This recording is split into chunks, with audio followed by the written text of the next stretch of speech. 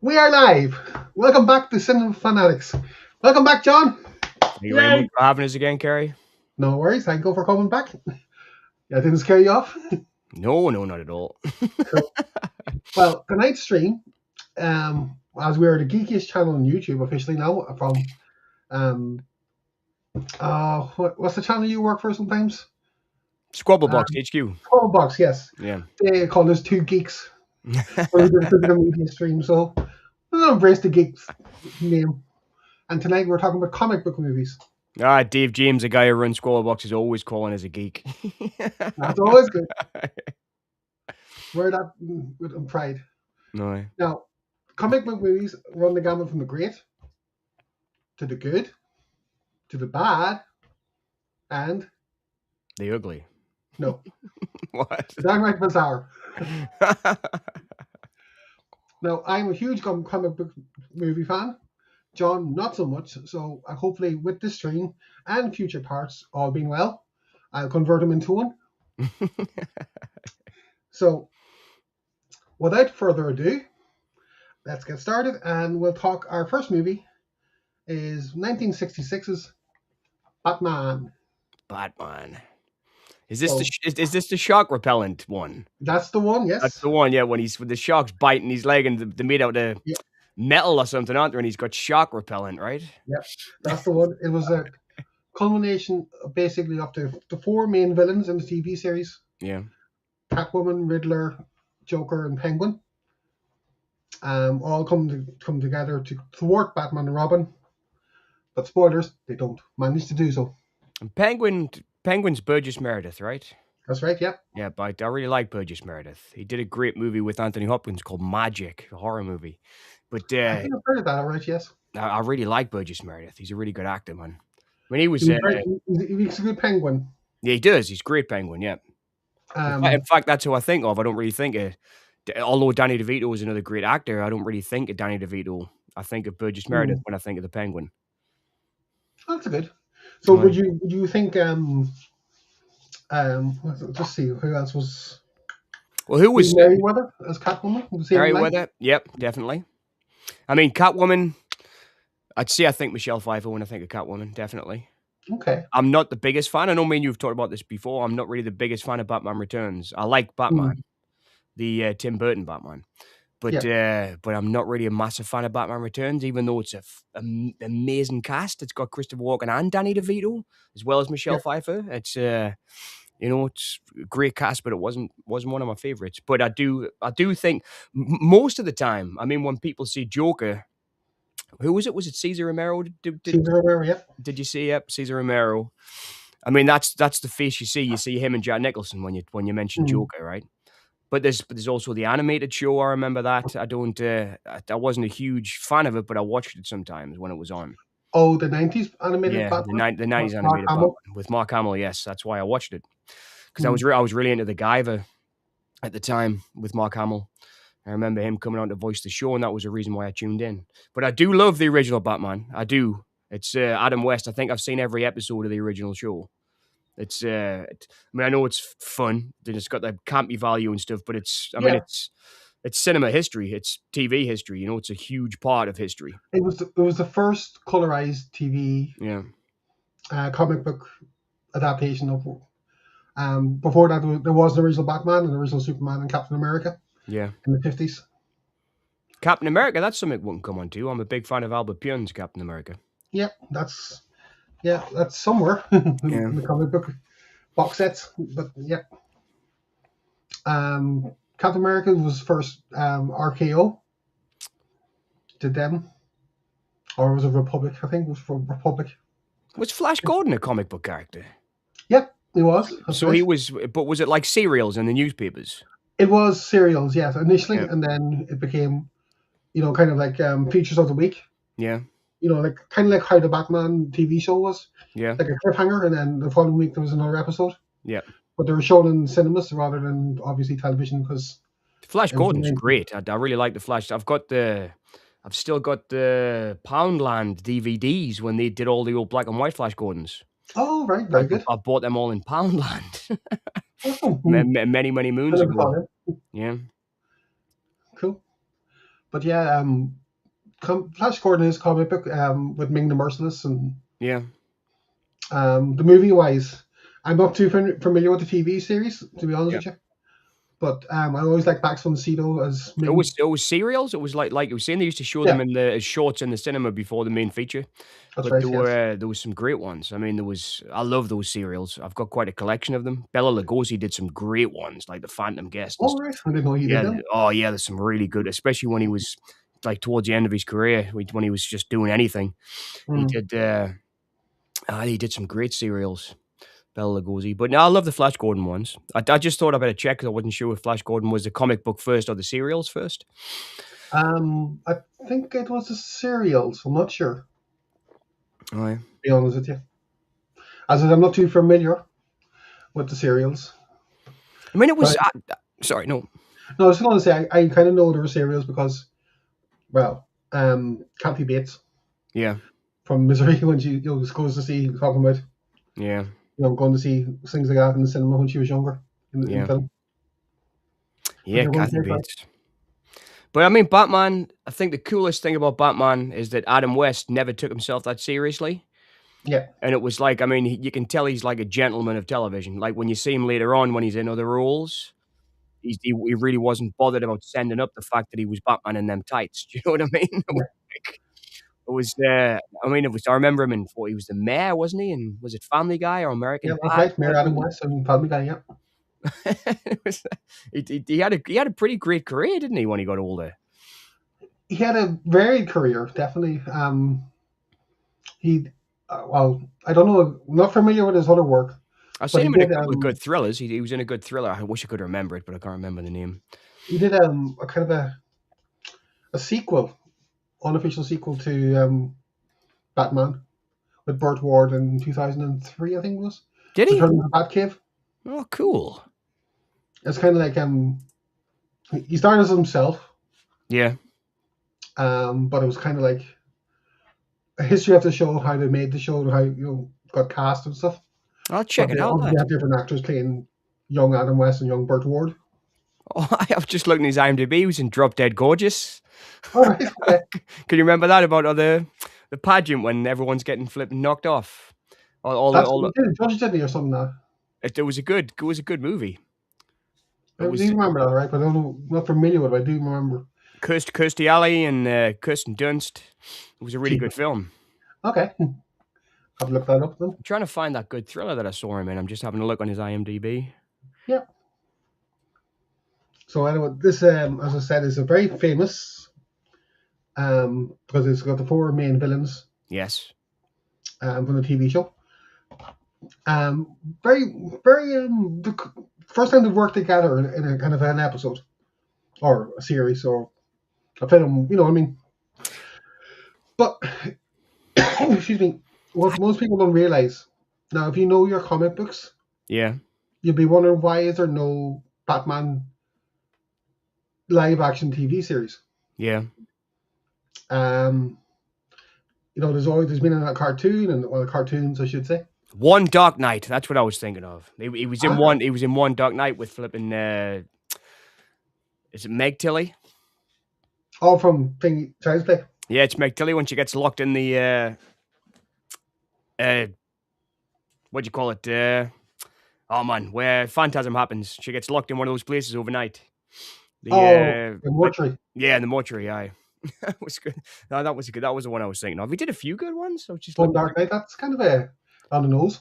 It was a good movie. It was. It was Dark Knight. Batman. Tom. Aye. Sorry, I couldn't resist that. But yeah, No, like I see, that was good.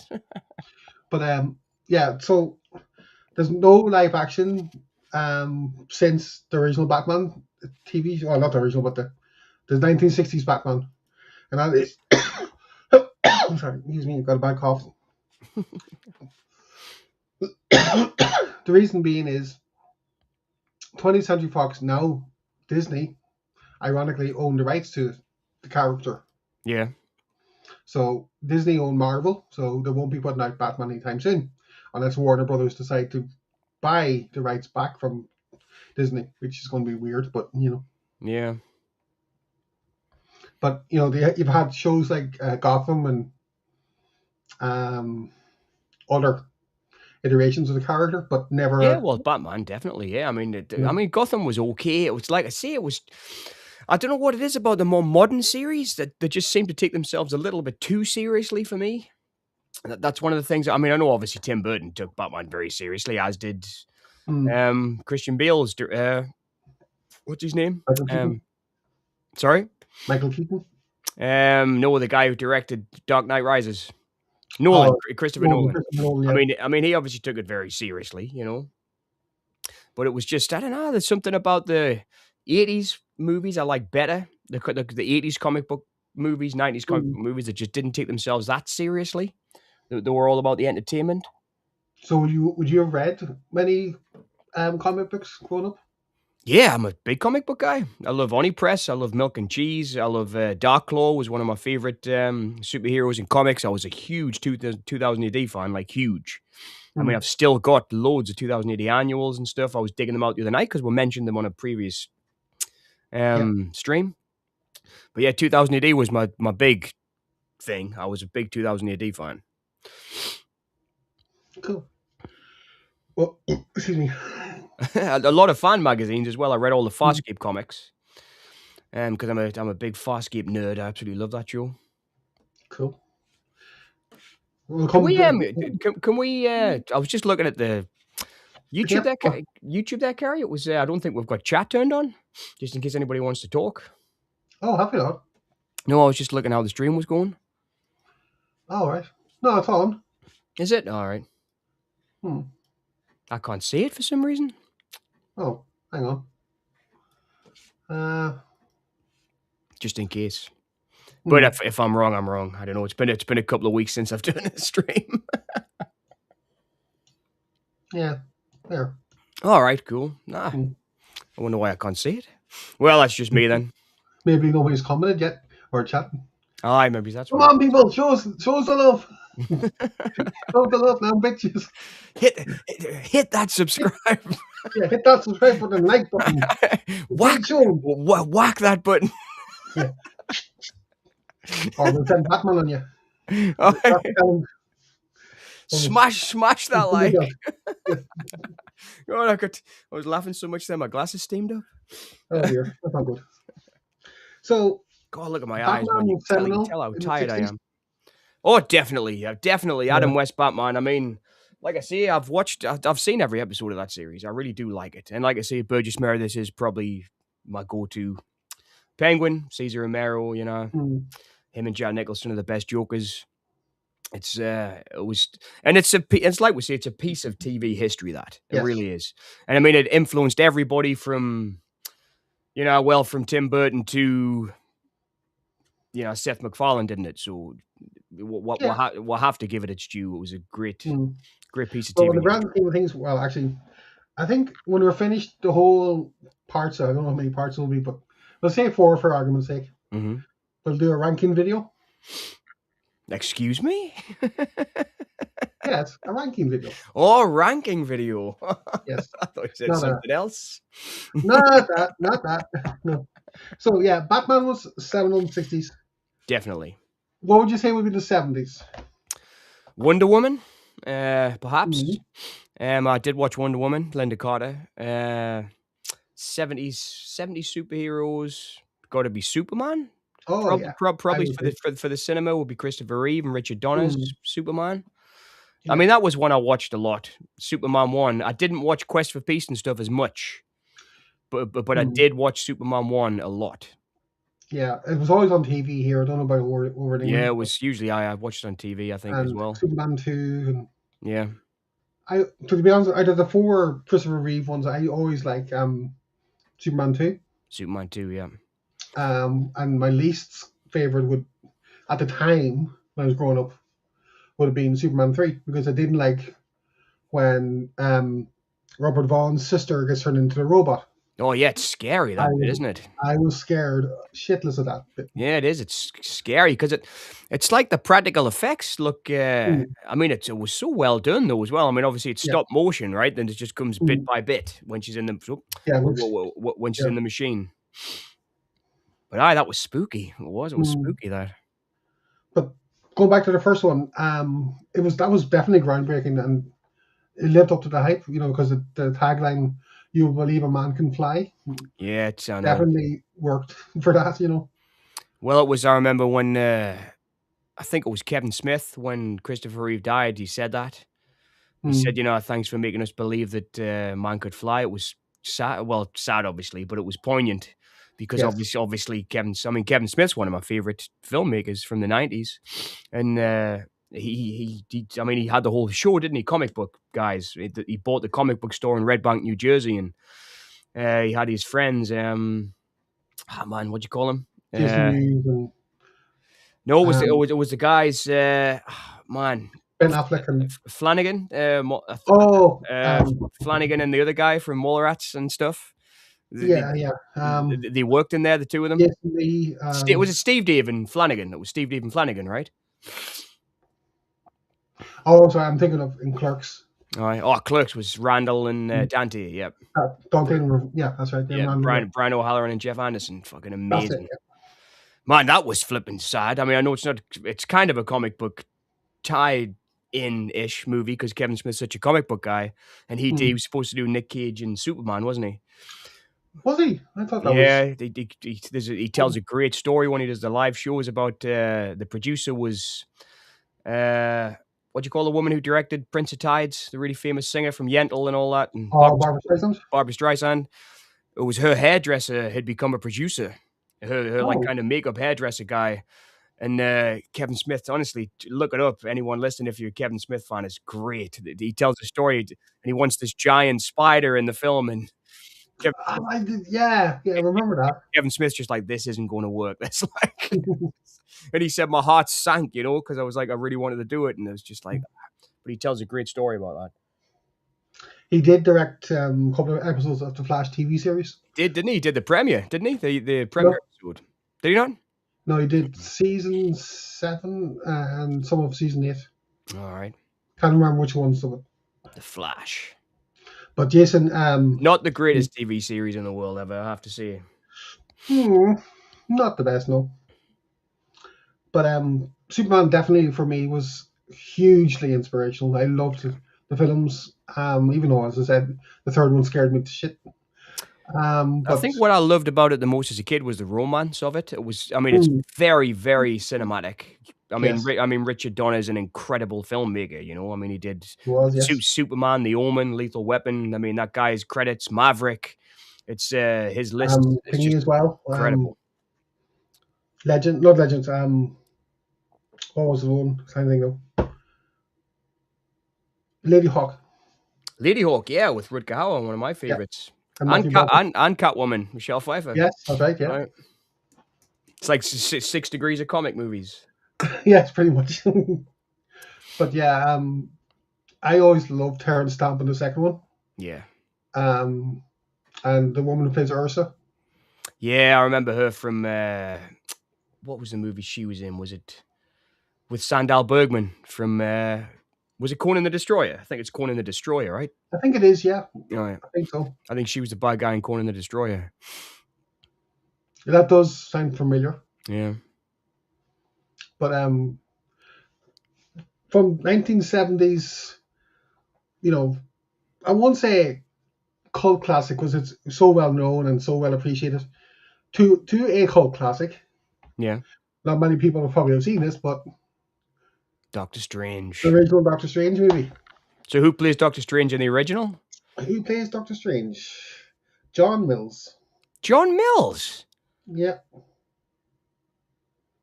Yep. Why? Not the John Mills. All right. Not Not Quatermass. Alex, not him. No. No. John Mills. Let me check it out. I'm just having a look on IMDb. Doctor Yep. Strange. Probably 1978, I think it is. Yeah, 1978. Peter Hooton, Clyde Costow, and Jessica Walter's in that as well. Jessica Walter. Cool. That's the one I'll have to check out. Yep. I love Jessica Walter. I Great apologize. actress. It's not John Mills didn't play him. It was actually Peter Hooton. Yeah, Peter Hooton plays him. John Mills plays a character called John Mills Lind. plays Another bad guy. Lindmer. Hmm. Now, totally. This is what I was saying earlier about downright bizarre. This is totally downright bizarre. Well, I mean, It's that's not what even connected to the comics. that's kind of what I mean about comic book movies that take themselves far too seriously now. Hmm. It's like they were meant to be comic books. Do you know what I mean? Yeah. Well, the Doctor Strange comic books from the 60s, well, 70s, I should say, Yeah, onwards to about maybe the 2010s yeah, were very, well, 90s I know at least, were very colorful. yeah, And that's down to, Jack Kirby yeah. and, you know, Stan Lee doing the stories and stuff like that. Stanley. That's another flipping legend, isn't it? Yeah. I mean, God, is there anything he didn't write? um, Yes, I know there is. I'm just saying, yeah. it was just so I had to think phenomenal. there a second. Was there anything else? That brings me back to Mallrats again because Stanley's in That's Mallrats. right. He is. Yeah. Yeah, and he's telling them the story about the oh man, the Jason Lee, Hmm. and he's trying to help him with his love life with the woman, and he's talking about the. He said, "Well, what about Mister Stretch? You know, could his knob stretch as well?" He's like, and when he's talking to him later on, to Brody later on, he says, "You know, you really want to get your friend some psychiatric help. He's got a fascination with superhero private parts." It's definitely a love letter to the comics. All right. Oh, I definitely. But Doctor Strange there. It's so, maybe it's the cinema, maybe it's the budget, Yeah. but it's not the most lightened movie, or not well lit movie. It's very dark. Yeah. I mean, I was just looking here. It said it was a TV film Yeah. made in '78, directed by Philip DeGerve Jr. The Gare. DeGare Jr. Oh, it just says the Gare here. It says written by Stan Lee as well. Oh, jeepers. Oh, it's probably just based on the comic, I would say. Mm-hmm.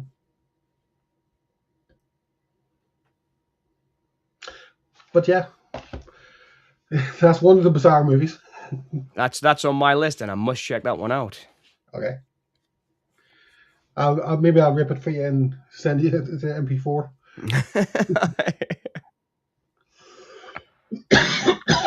Yeah, someone's just said we can't comment. I thought there was Oh, something right. wrong there. Yeah, I just got a message. Okay. Right. That's weird. Okay. What can we do? I'll just reply with Solitude. That says we can't comment on tonight's stream, 16th of May. Oh, Yeah. sorry, Solitude. Yep, sorry, Solitude. I thought there was something up when I checked and I I couldn't don't see know the chat. what's wrong then. The settings. This did happen before, and we just had to. Can you remember? We just restarted the stream, I think, and we just sent a Yeah. new link Yeah. out. I think that's what we did last time to fix it. That's weird. Okay. Yeah. Thanks, Solitude. Sorting it now. Trying to sort it now. Yeah. Strange. But I do know that definitely Strange, Doctor Strange. I do know that Scott Derrickson directed the Doctor Strange movie, and He did. then Sam Raimi did the second one because I'm a big Scott Derrickson fan. I mean, there is a lot of big directors who've worked in the comic book genre, right? Especially now. Yeah. I mean, Ang Lee, we'll talk about before the stream, did the Hulk. And Ang Lee at that time was on top of the world after Brokeback Mountain and stuff. And, That was actually before. Was it before? Was it? No way. Yeah. Hulk was 2003 and Brokeback was 2005, I think. So Ang Lee had done the Ice Storm then before then, I guess. I'm not familiar with that one, to be honest with you. It's a good one. Kevin Kline. It's kind of about like people experimenting in the 80s, 70s, and 80s.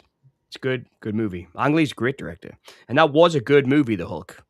It was, I didn't like the Eric Bana Hulk very much. I remember that's Ang Lee's Hulk. You mean Edward Norton, is it? Yes. Edward Norton's Ang Lee's Hulk. Yes. No. Right. Eric Bana is Ang Lee's Hulk. Oh, I'm getting the two mixed up. That's how much I know about comic book movies, guys. But As yep, good movies. right. But I just remember it was crazy when he was leaping over the tanks and stuff, and Mm. that really did feel like the comic. I like that. Like when he was huge, I really did like that. Well, in the comics, you see, there's no set size for Hulk. Yeah, I know. He's I've actually got a couple of the Hulk comics. He was one I did read. There was two I did read a lot. Was Silver Surfer and the Hulk. They were the two I really liked okay. to read. I was a big in 2000 AD, but I did. My old man liked Silver Surfer, so I started reading Silver Surfer because my dad used to read Silver Surfer when he was a kid as well. Hmm. But Silver Surfer was always one of my favorites. He's just super cool, man. I mean, literally. I mean, and I did like Silver Surfer in the Fantastic Four movie. Actually, I liked Rise of the Silver Surfer, but Yeah. I think that was because I was a big fan of the comic anyway. So I was Mm. just happy to see Silver Surfer in a movie because it was. Did you think Lawrence Fishburne did a good voiceover for him? I did. I really liked it. I mean, Mm. I'm I'm not too precious about it, so I guess maybe I like the cheesy elements in it, you know. But, I just thought Silver Surfer was a cool character, so, I mean, a little bit like Nick Cage when he did Ghost Rider. I read the Ghost Rider Yeah. comics as Yeah. well when I was a kid, and I liked the fact that that didn't take itself too seriously, and Nick Mm. Cage's performance was super good and super dark. It was just I mean, that's a movie I watched quite a lot, actually, the first Ghost Rider.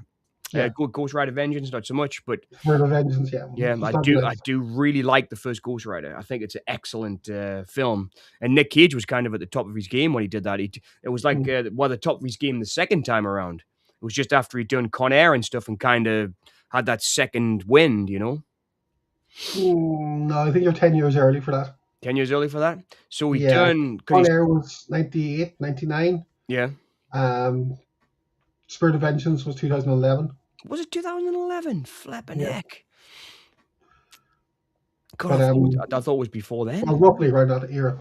God, It wasn't. I thought it was What was a before. big? It was a longer gap than you think, like Right. between them. But the Well, two, I mean, he looked fantastic in it, though. I mean, he was super ripped and stuff, wasn't he?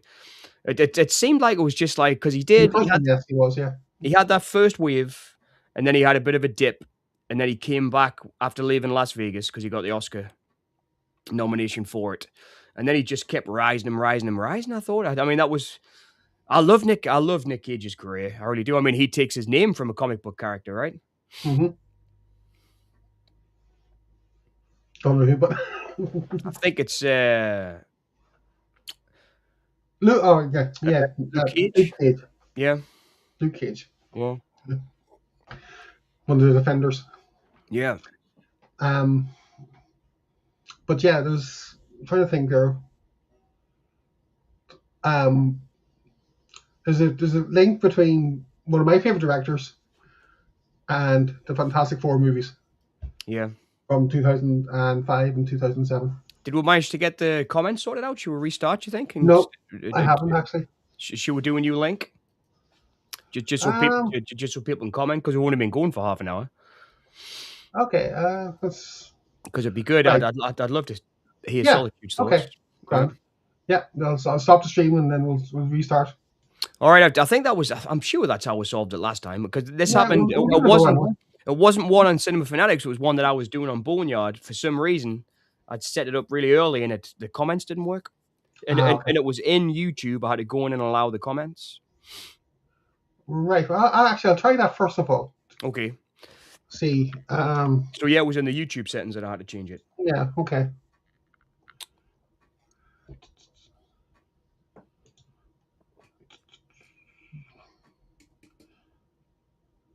Okay. But I mean, comic book inspired movies are great too. I mean, movies like Creepshow and, I mean, there's Yeah. some awesome I think we talked about that with Kieran, didn't we, a couple of weeks back? We did. Yes. Because Yes. I think that's the best. It's based on the comics, Tales from the Crypt, and the kind of Comics, yeah. the dark EC comics, but it was inspired by it, and it was, I mean, that's incredible because I love that movie. I think that's probably my favorite comic book inspired film will be Creepshow. But I'm biased because I love George Romero, but I am mega biased in that regard. I was good at. I was trying to bid on. I need a figure of Flyboy to finish my collection of Dawn of the Dead figures, and it's so expensive now. I just can't afford it. And I was bidding on one, and I lost today. Oh, I know I went for like 280 quid or something. It was crazy.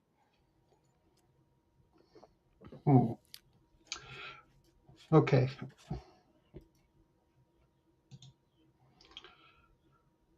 I don't know if that's worked or not, but possibly not. Let's have a look. I'll refresh the stream, see if we can. Yes, I can see chat now. Okay. That should have worked. Right, I'll have a look on myself then. Let me. You do a test comment or something?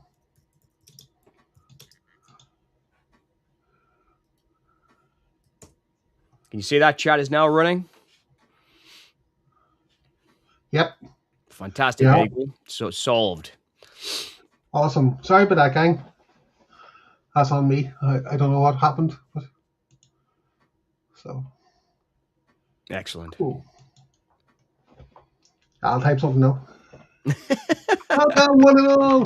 Comic book movies rule. Go on. Yeah. Yeah.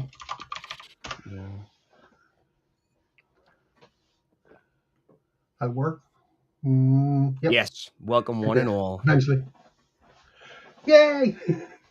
But I can't believe Spirit of Vengeance was flipping 2011. It was a bit of a gap between the two films. Yeah. I'm not sure what he was doing in between. Well, he did like Captain Curly's mandolin and all that, didn't he? He did. That was before. Was that before? All right. Yeah, that was 2001, I think. So Wind Talkers, maybe he did Wind Talkers. That was 2002, I think. That was 2002. What else did he? What did he do in the mid 2000s then, Nick Cage? Wicker Man. Oh God. Not the bees. The only movie I ever walked out of. The Wicker Man, no. I absolutely was disgusted by it. Just on a little side quest, but we'll come back. Yep. I actually really like The Wicker Tree, which is the sequel to The Wicker Man. I think it's great. I really think it's a great movie. That I do. I think the cast is fantastic. Just the right amount of cheese. It's Honeysuckle Weeks is awesome in it. I really like that film a lot. That was just a little bit of a side quest there. If anybody, does anybody else like The Wicker Tree? Nobody else does. What about you? Did your dad or family like any superheroes when they were kids that you liked from comics? My dad never talked about it. I think he was too busy, working the land. Yeah, possibly. Yeah. But I think I would say he did like the Superman movies. And he did like, the Batman movie. Yeah. Because he got I want to say he got the video out, but he didn't. He got the kind of a bootleg. Right. Somebody recorded off the TV. Yeah. Well, that's how I used to see movies. I mean, Yeah, my granddad did the same. My granddad Bert, he would he had I think I've talked about it before. He had like a little cupboard under the stairs where he taped movies. That's where he kept. Cool. That's where he kept all of his all the movies that he taped off TV. That's how I saw most of my first films. But VHS. Yeah, I think you see, my dad, his family were all over the world. Well, yeah, South Africa and Canada to be more exact. Yeah. Whereas my mom's family, my cousins, were all pretty much grown up apart from the two youngest. Yeah. They were a year and 2 years older than me. So I do remember my dad liked the Captain America movie as well. The one, the Albert Pune one. Oh, right, the 1990 Yeah, one? yeah, the 1991, because I remember watching that with him. So, because, and he, there was only a couple of movies me and my dad had watched together, stuff like Christine and things, and Predator and those kind of things. But I remember my dad even liked the Red Skull's really cool in that. Yeah. I mean, I think it's the best Red Skull depiction. But I mean, again, I'm biased because I really like Albert Pune, and I get like that with directors. I collect the works. And, no, it's not too hammy. It's not too. Yeah, It's right in the middle. It But, is. but as you said earlier, it's like up to a certain point, comic book movies didn't take themselves too seriously. Yeah. And I think the Captain America movies from the two in the late 70s and then the other Queen movie, Yeah. they definitely didn't take themselves too seriously. Do you have the box set as well? The one that 101 released. Yeah, Yeah, that's the one. That's how I own Captain America as well, and the 101 box set. But that I was a think movie that, I really liked. I did. I yeah, still do. Every now and again after Sunday dinner, I'll sit and watch Captain America. I do. That's a film I do like a lot. hmm, that's good because it is good. It's good entertainment. Like, Pyun was a great director. He just never got his break. He never did. And I mean, it was. I remember when he died recently. His wife had sent a message out saying, "Look, Albert loved making movies his whole life. If anybody wants hmm, to send him a message, now's the time, because I think he really wants to know that people appreciated the effort that he put." And we all. I sent him a message. It was just like it was nice to tell him before he died that I loved his career and I loved his hmm. movies. And I mean, you could really tell that he was trying for something with it. I mean, he had no budget. I think it was a Roger Corman movie, wasn't it? The Captain America was it? Was it? No, I think that was Fantastic Four. That Oh was yeah, yeah, that was the famous Fantastic Four that they knocked it up, didn't right? show Yeah, yeah. the write off, the tax write off, whatever. Yes, yes, yes. The tax write-off movie. I'm not sure who actually. I think it was produced by Marvel, I think, but I'm not exactly sure who. You God, looking it up, Annie? yeah, I'm just looking up the first Captain America serials were in 1944. Wow. Crazy.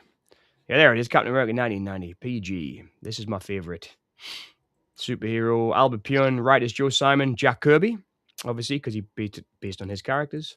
Hmm. Stephen Tolkien. Um, let's see who the So producer. probably Kirby was producing as well, I'd say. Do you know who it was? I think it was Golden Globus. I'm just gonna check now. Oh, right. Yeah, Okay. I think it might have been them two. I'm just trying to find the producers now. Writers, director. God, the credits are so long.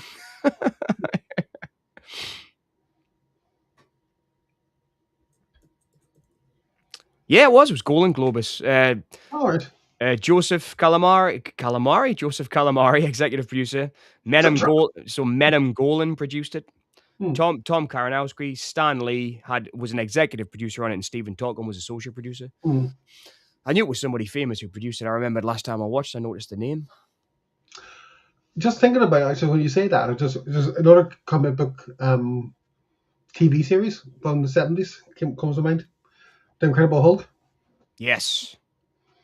with Bill Bixby and Lou Ferrigno. Yeah. Well, that was always on TV. I mean, I Hmm. remember, like the sad music at the end when he's walking down the Yeah. road. That again, Seth MacFarlane took Yes. the The took Lonely Man. Theme. I took into his comedy Yeah. in Family that. Guy. But it was, I mean, that was viewing that was always on TV. It was. I remember Hmm. watching the Hulk all the time. I do. As a kid growing up, that was always on telly. I remember the opening really well when he's in the lab and he's got the coat on and I remember it like it was yesterday. A bit of trivia, you probably know this already. But at the very start, when they do the introduction to it and it flashes Yep. danger, Yeah. it was meant to flash anger. Well, that would Yeah. make sense, wouldn't it? Because Yeah. you wouldn't Mm, like me when I'm angry. yeah. That's what he used to say, wasn't it? You That's wouldn't right. like me Well, when so I'm Mr. angry. McGee, don't make me angry. You wouldn't like me when I'm angry. Oh, yeah.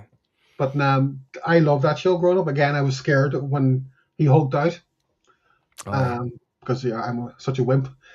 Well, I loved Farino I'm a big Schwarzenegger fan, and Mm, he was Lou Ferrigno was with him in Pumping Iron that's right, yeah. when he was in competition. So then I kind of followed his career, and he did the Golden Globus movies as well. Actually, he did the Sinbad films. Oh, Lou, that's Lou, my figure, yeah, yeah. yeah, Lou Ferrigno, and it was he was good in the Hulk. He was really good in them, I thought. Hmm. But I was good. I mean, that's how I knew Bruce Banner first. David But Banner. but I mean, Hulk. I think Hulk might be one of the only Marvel people that I actually had like toys of. I had Okay. because I loved him when I was a little kid. The Hulk because of the TV series, and I had a Hulk that was like you pressed his back and he went raw and like Ah. did the Hulk scream. I think he might be the only comic book character that I had a figure of actually. Hmm. But he I was. didn't have any. I mean, they were my, like I say, they were my two favorites. Hulk and Silver Surfer, I think, were my two Mm. favorite comic book characters. And I did have a 80s figure of Silver Surfer as well. There was like a posable Silver Surfer that I had, a figure of him as Okay, well, that they used to play with in the back garden when I was a kid. nothing wrong with that. Oh, But it would have been a bit weird though. Meant to be in space and he's on grass. Like what? oh nah, man, how A cool would childhood imagination. And how all that. how how cool would that be, man? I mean, he can Yeah, go anywhere in the universe. yeah, but he goes to Earth. Oh, I know. It would be so cool, man. Surfing through outer space. I mean, that's why I liked it so much. That's cool, man. I was saying Plus, earlier, before we got the chat working, do you know the link between one of my favorite directors and the Fantastic Four movies? no, Mark Frost. Mark Frost from the X Files. Mark Frost, No. Twin Peaks. Sorry. Yes. Yeah. Yeah, he wrote both the films. Did he? Yeah. Yeah, I didn't know that. I I think he Mark did a pretty good Frost. job, in all fairness. I think All right. they were let down by, well, the more recent Fantastic Four movie, it's my number one when it comes to iterations of adaptations of characters. And then it's the original Fantastic Four 2005, Rise of the Silver Surfer, and then the Fan Four Stick, as they call it. Yep. But we'll come back to that in another episode. I do really like Rise of the Silver Surfer. I do, and it Mm. was, and nobody else seemed to like it at the time. But I think I was just happy to see him. It was like I say. I mean, my favorites, which I've mentioned many times on this stream, is Howard the Duck, which was the first DC movie, right? First Marvel, yeah. Yeah, first Marvel. Sorry, yeah. So I mean, I mean, everyone knows on the stream how much I love it. It was a film I watched constantly growing up. I was in love with flipping Leah Thompson. I think Howard the Duck's one of the coolest characters of all time. I just love him. I think he's great. I mean, I remember reading the novelization before I read the Mhm. comic books. So Okay. I read the comic books after I'd seen the movie, and he's a lot more of a rogue in the comic books. Oh yeah, definitely. Definitely a He's a very bit more sassy and more. He's a more grown up character, that's for sure. Yes. I think that's the problem most people have with that movie is that it didn't know what it was. It didn't know whether it was a comedy, whether it was a horror, whether it because there's some really horrific elements in it. Yes. It was, but it just didn't quite know what it wanted to be. But I think it's perfect. I do. Apart from the fact that one of the lead actors is a horrible criminal Yes. who's dead now, Ed Gein. But yeah, that's the really bad element of it, and Jeffrey Jones as well. But so I mean, I But have to. you wouldn't have known that growing up, like watching it, Well, like I this. didn't, and I have to look past that because it's a part of Yeah. my life. You know, Mm. it's not like something I can just say, "Oh, I don't care about that," because I really do care about that film. Yes. You know, it was a big part of my life growing up. But by that extension, I love Beetlejuice, Yeah, and Jeffrey Jones is in that. I like So that Ferris Bueller too, man. The yeah. thing is, he was a great actor, just a horrible Mm. person. I mean, Yeah. it's now, I mean, it's just horrible to think about. But I mean, we all grew up watching him in most things. If you grew up in Mm. the 80s or 90s, you watched Jeffrey Jones and stuff. Yeah, that's true. I mean, he was that was his time, and he was a good actor. He was just a horrible human being. Yeah. But do you think, aside from that, if you watch it nowadays and with a mature head on, Yeah. can you see a more modern audience being receptive to it, or Howard the or Duck? No, it's very of its time. mm, I mean, the soundtrack, you know, all the Cherry Bomb yeah, music and stuff's very 1980s. You mm, know, that's it's what I'm like thinking. it's kind of new wave ish. It's Yeah. it's just after punk, so it's got that punk edge to it, but it's also new wavy. And I mean, that's part of the reason I love it. I absolutely love Cherry Bomb songs in the film. I think Leah Thompson's awesome singer. Howard the Yeah, I Duck's think an Leah awesome Thompson kind guitar of player. modeled her performance on Blondie, Debbie Yeah. Harry. Oh, aye, she's great. You know. I mean, Leah Thompson was because of Howard the Duck. I mean, I watched Caroline in the City, Some Kind of Wonderful. I watched all of her movies because I loved her in Howard the Duck. Mm, That's the movie that got me into her, and I still think she's great. I watch her Jane Doe movies on TV. She's a great actress, Leah Thompson. She really is. But that was so yeah, that was the first Marvel movie. Then is that right? well, first official theatrical release. Yeah. because they did Spider-Man before They that, did didn't they? Spider-Man in the 70s, yeah. Yeah, And but it then was the but it was a first TV. original Captain America TV movies. Yeah, TV movies as well. Yeah, so it was the first like cinematic release, theatrical Yeah. release. Yeah, Mm. which is pretty cool in its own right. I mean, it is cool. Like the end. I mean, it's like we were saying at the beginning when we laughed about it. I'm a pure nerd. I know I am, but it was just. I like the whole, Dark Overlords of the Universe at the end. I love the Yeah. battle he has with the gun and everything. I love all that stuff, man. It's just my type of movie, and I I guess like Mark Robbins in it myself. no, I He goes from somebody who was lost in after Leah Thompson, but then yeah. he's like, okay, I'll help you. Oh, he's class, man. He's the geek and Yeah. yeah. So, Phil's you a scientist or a janitor? I'm both. it's it's class, man. I know every word of Howard the Duck. I can literally see the film word for word. I've seen it that many times. Cool. But I mean, there was one time I watched it 14 days in a row when I was a kid. I was obsessed with Universe. it. Yeah. Wow. I wouldn't have done that. I wouldn't have got away with it. That's how much that film meant to us. It was a big Yeah. part of my life. It really was. Okay. But this is a movie that I actually enjoyed growing up as well. So Supergirl. I still quite enjoy it. I think Jane Fonda's really good in it as bad guy. I really do. I think it was Jane Fonda, right? Was the bad guy? Faye Dunaway. Faye Dunaway, yeah. God, how the hell can I get Jane Fonda and Faye Dunaway mixed up? Somebody shoot us now. On the box. It's on the box. God, that's flipping schoolboy era 101 right there. Snaps. Man, they're nothing like each other, are they? No. They were both blonde at times, but that's not.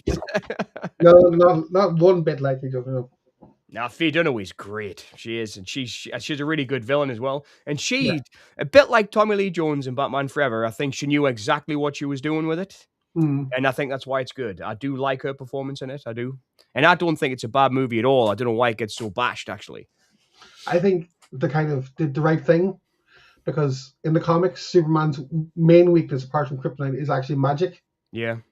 And it made sense to have Supergirl's weakness be magic as well. Yep. So, yeah. But I love Peter O'Toole in this. And when he's banished to the Phantom Zone, I feel like I feel so sad. And then when she's sent there, yeah, I always think they're never going to get out of there. Do you know what it is? I think that's what I liked about it. Is that like I think you might have just hit the nail on the head there. That the fact it is magical. Hmm. And it's like I kind of grew up not watching, but liking more magical films. And I think that element, I think that element of it's pretty cool and makes it stand out. Hmm. But I mean, what do people not like about it? It's like I don't get it. I mean, it was a flop, right? I know it was a flop. It wasn't the greatest success, no. Yeah. I wouldn't say a flop, but it was kind of like people were expecting kind of a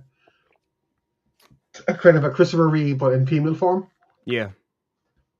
But the thing is, you see, in the comics and in most of the iterations of Supergirl, Kara is older than Kal-El.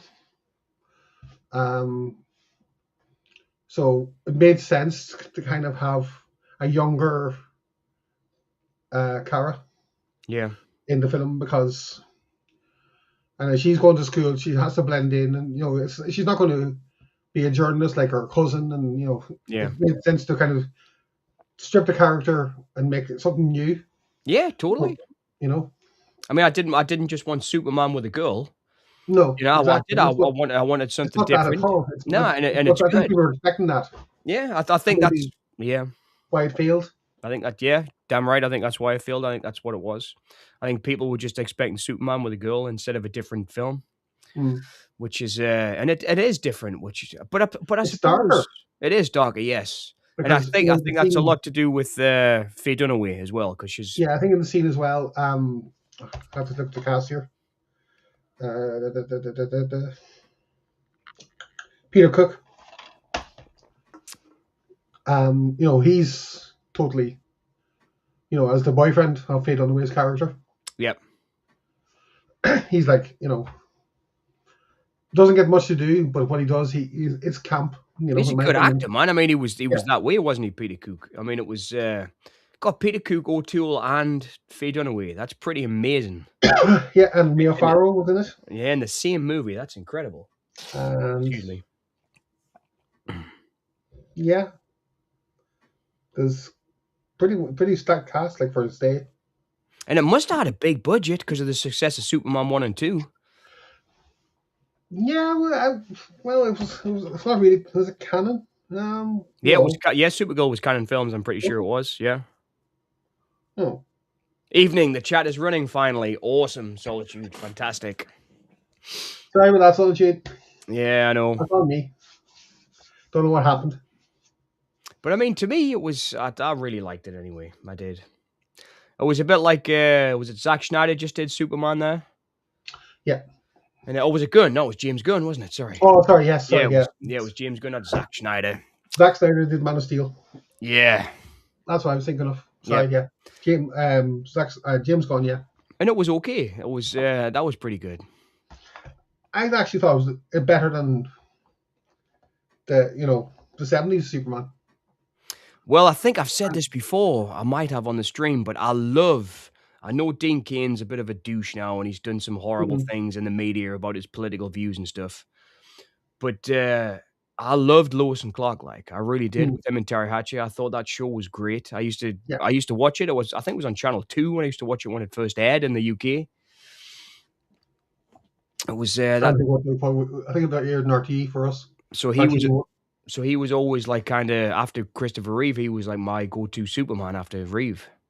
And I really liked that show. It was just that because that had a magical element to it. It was romantic and kind of fantastical because yeah, it was fantastic. episodes with H.G. Wells and Yeah, it was great. Right? you know. I mean, I've got them. I bought them recently on not Blu-ray but DVD. I bought them again. I haven't watched them again, but I did buy them to watch them again because I really liked that. I really liked that show. That he was always one of my favorite Supermen on film or TV. But yeah, he's just, I mean, his career, he was good. I mean, I really liked him in Future Sport with him and Wesley Snipes. He did a few good movies. Dean Cain. I haven't seen much of he's done, to be honest with you. He quit acting because I think his wife passed away and he quit acting to look after his children. Oh, okay. So he, I think that's what happened anyway. I think that's, I might just be. I know he did have a cameo. Yeah. In the original, not the original, but the CW version of Supergirl. Yeah, he did, yes. As Kara's dad, Earth dad. Danvers, whatever his first name was, I can't remember. Oh, no, he wasn't. Sorry, he was just a single father. His wife didn't die.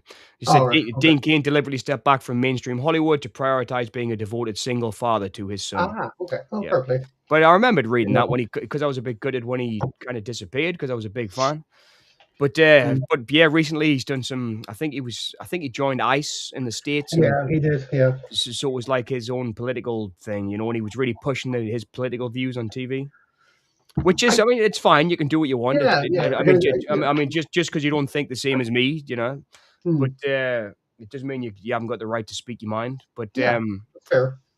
But it didn't change my mind about him. I don't like his political views, but I still like him as Superman. I think it's a great. I really and Terry Hatcher was a great Lois Lane. Yeah. And in fact, wasn't the guy from who played the flipping boss? The newspaper boss. Yeah, it's a well-known name. I'm just gonna look it up. Okay. When you say that, I'll know it's him. Yeah, it was Lane Smith. That's him. It was Lane Smith. Yeah. It was Lane Smith. Do you know what it is? I'm looking forward to watching it again. I really am. I actually did the same. I brought them last year. Yeah. To watch again. Well, the original Superman, didn't he have like I remember watching. Can you remember? What's it called, man? Not Stranger Mysteries. The Ripley's Believe It or Not, was it? No, the true crime show from the States. Yes, you sent me the link to the episode. Yeah, and it was the one about Superman. Yes, yeah, it was. It was Matt Reeves, wasn't it? Was it? No, not Matt Reeves. That's the Batman guy. Jim Reeves was it? No, Jim Reeves is the singer. Flippin' hell! I'll look it up. But he had a mysterious death. The original. Yeah, that's right. You sent me the link to the episode. Remember? Yeah. Because I didn't know because we talked about it. George Reeves. George Reeves. That's it. Yeah. That's right. That was mysterious. All right. Yeah, I had mysterious. That was it.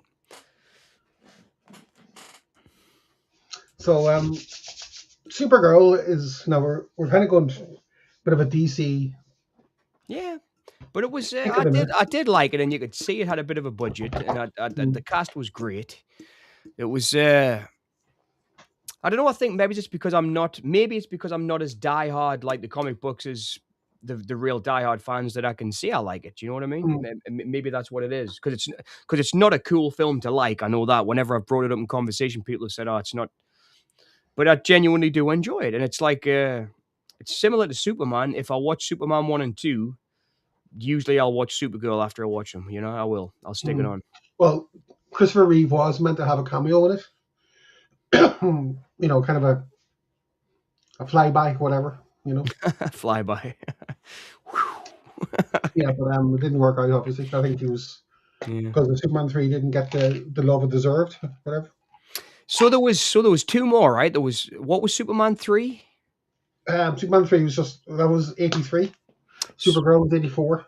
Super 84, and then the last Quest for Peace. one was Quest Quest for for Peace was Peace, which 87. is Richard Pryor, right? The one with Richard Pryor. No, Superman 3 was Richard Pryor. So that's the one when he's a computer expert, Yeah. and then the last one is the one when he fights the blonde Superman. Not the blonde Superman, but the guy who's like him. Nuclear Man. Yes, Nuclear Man. Yeah, they're 2 films I haven't seen much. I have to say, I've maybe seen them a handful of times each. Mm, But I did watch 1 and 2 a lot because I am a big Richard Donner fan, and his directing's just beautiful in them. It really is. Especially that bit when he first takes Lois Lane flying over the yeah. skyline, when they're on, Hmm. like, a roof garden and they kinda take off. It's really well done. Yeah. It's, beautifully made, that. Richard Donner was great. He was a great filmmaker. I'll watch Lethal Weapon, the whole series, at least once or twice a year. I'm a big fan of those movies, and I think he was a great director. Like, he did a great film. I think it was called 12 Blocks with Bruce Willis as well, which I really love. Him and Yeah, David I know Morse. what you mean. Yeah, 16 Yeah, blocks or something. 16 that's it, 16 Blocks, and he's gotta take, the prisoner across the city. It's a great film as well. Donner's a fantastic director. He really is. I think he made things. When he made the Omen, he made it real. Yeah. It wasn't like I think he did that fairy with tale thing. Superman. He concentrated on the love story, and he just made Mm, it's just something, well, to everyone, it's come back to that magical thing, what we was talking about there yeah, with Supergirl. It's like there's a magical element to the Superman and to, Richard Donner's Superman movies. There really is, that I like. And plus, you've got Brando as well, and one of the most that's right. expensive Yeah, cameos of all time. It's yeah, like, big time. Yeah, I think he got paid like 12 million quid or something, didn't he, for like an something like hour's that. work? Yeah, not even that. I think just Yeah, for yeah, probably an hour. All in like, but probably yeah, what 10 minutes of screen time or something like that. why? It's crazy. Crazy, right? So on a continuing on a slight DC kick again, we're going for this Yes, Swamp and Thing. release. I've never seen Return of Swamp Thing. I've never. I'm ashamed to say that, but I've never seen Return of Swamp Thing. Well, I'll just say this to you: it's camp, it's fun. Watch it. And it's Heather Locklear, right? Yep, that's Yeah, her. but I mean Heather Locklear. Obviously, she's no what you call her from The Fog. Uh, Lead actress in Swamp Thing. Oh, oh Jesus! Now what? John Adrian Carpenter. Barbeau. Adrian Barbeau. Yeah, John Carpenter's ex-wife. Yeah, Aye, she's fantastic in Swamp Thing. And you've got Ray Weiss as well, right? yeah, And the bad guy from Octopussy playing that's right. playing the bad guy, and David Hess from obviously all the other Wes Craven ones. Yeah, Brando was really taking the mix. Solitude was He just was. Yeah, right. I think that was the point in his career where he could do anything he wanted. Like sometimes it worked and sometimes it didn't. I have to say, well, he I am did. a big Brando fan though. He did. I think it was Colonel Kurtz half an hour work. Oh man, it was. The I mean, popular it stuff, was. you know. I'm a huge Dennis Hopper fan as an actor and director. I just love Dennis Hopper. I think he's great creative mind, and obviously had an insane life, Mm, but insanely great life, I should say. But he talked about it, and he was like, it was just terrible. You know, it was like we all obviously wanted to meet Marlon Brando because he was Marlon Brando, and then he turned up and he hadn't read the book. And Coppola took him on a river cruise for like a week to read him the book, and we were all sitting around waiting for Brando. It's just like Stella. But yeah, he was. I mean, he was good in Superman. I can't imagine anybody else in the part in Superman, Sorry. especially not with that big white quiff he had and the wig in Superman. He looked cool. Excuse me, I'll have to just nip down and grab another can of beer because I'm out. Can you hold the fort? Yeah, I can. It should be 2 seconds. Yep, no worries. But yeah, Swamp Thing is and Return of Something definitely should be watched with an open mind because they're not the best comic book movies by any stretch, but they're not the worst. And they're kind of pulpy, as a good term to use because comic book movies for me are escapism, and if you can go into them with an open mind and just chill out and watch them and just enjoy them and don't care about the plot, just watch away. You're going to have a good time. It's supposed to the same with any movie, open mind and stuff. But we all have our favorites and we won't watch or whatever. But but when John comes back, we'll be talking about one of his favorite movies. He can talk about forever. So I'll give you a little heads up that chat there.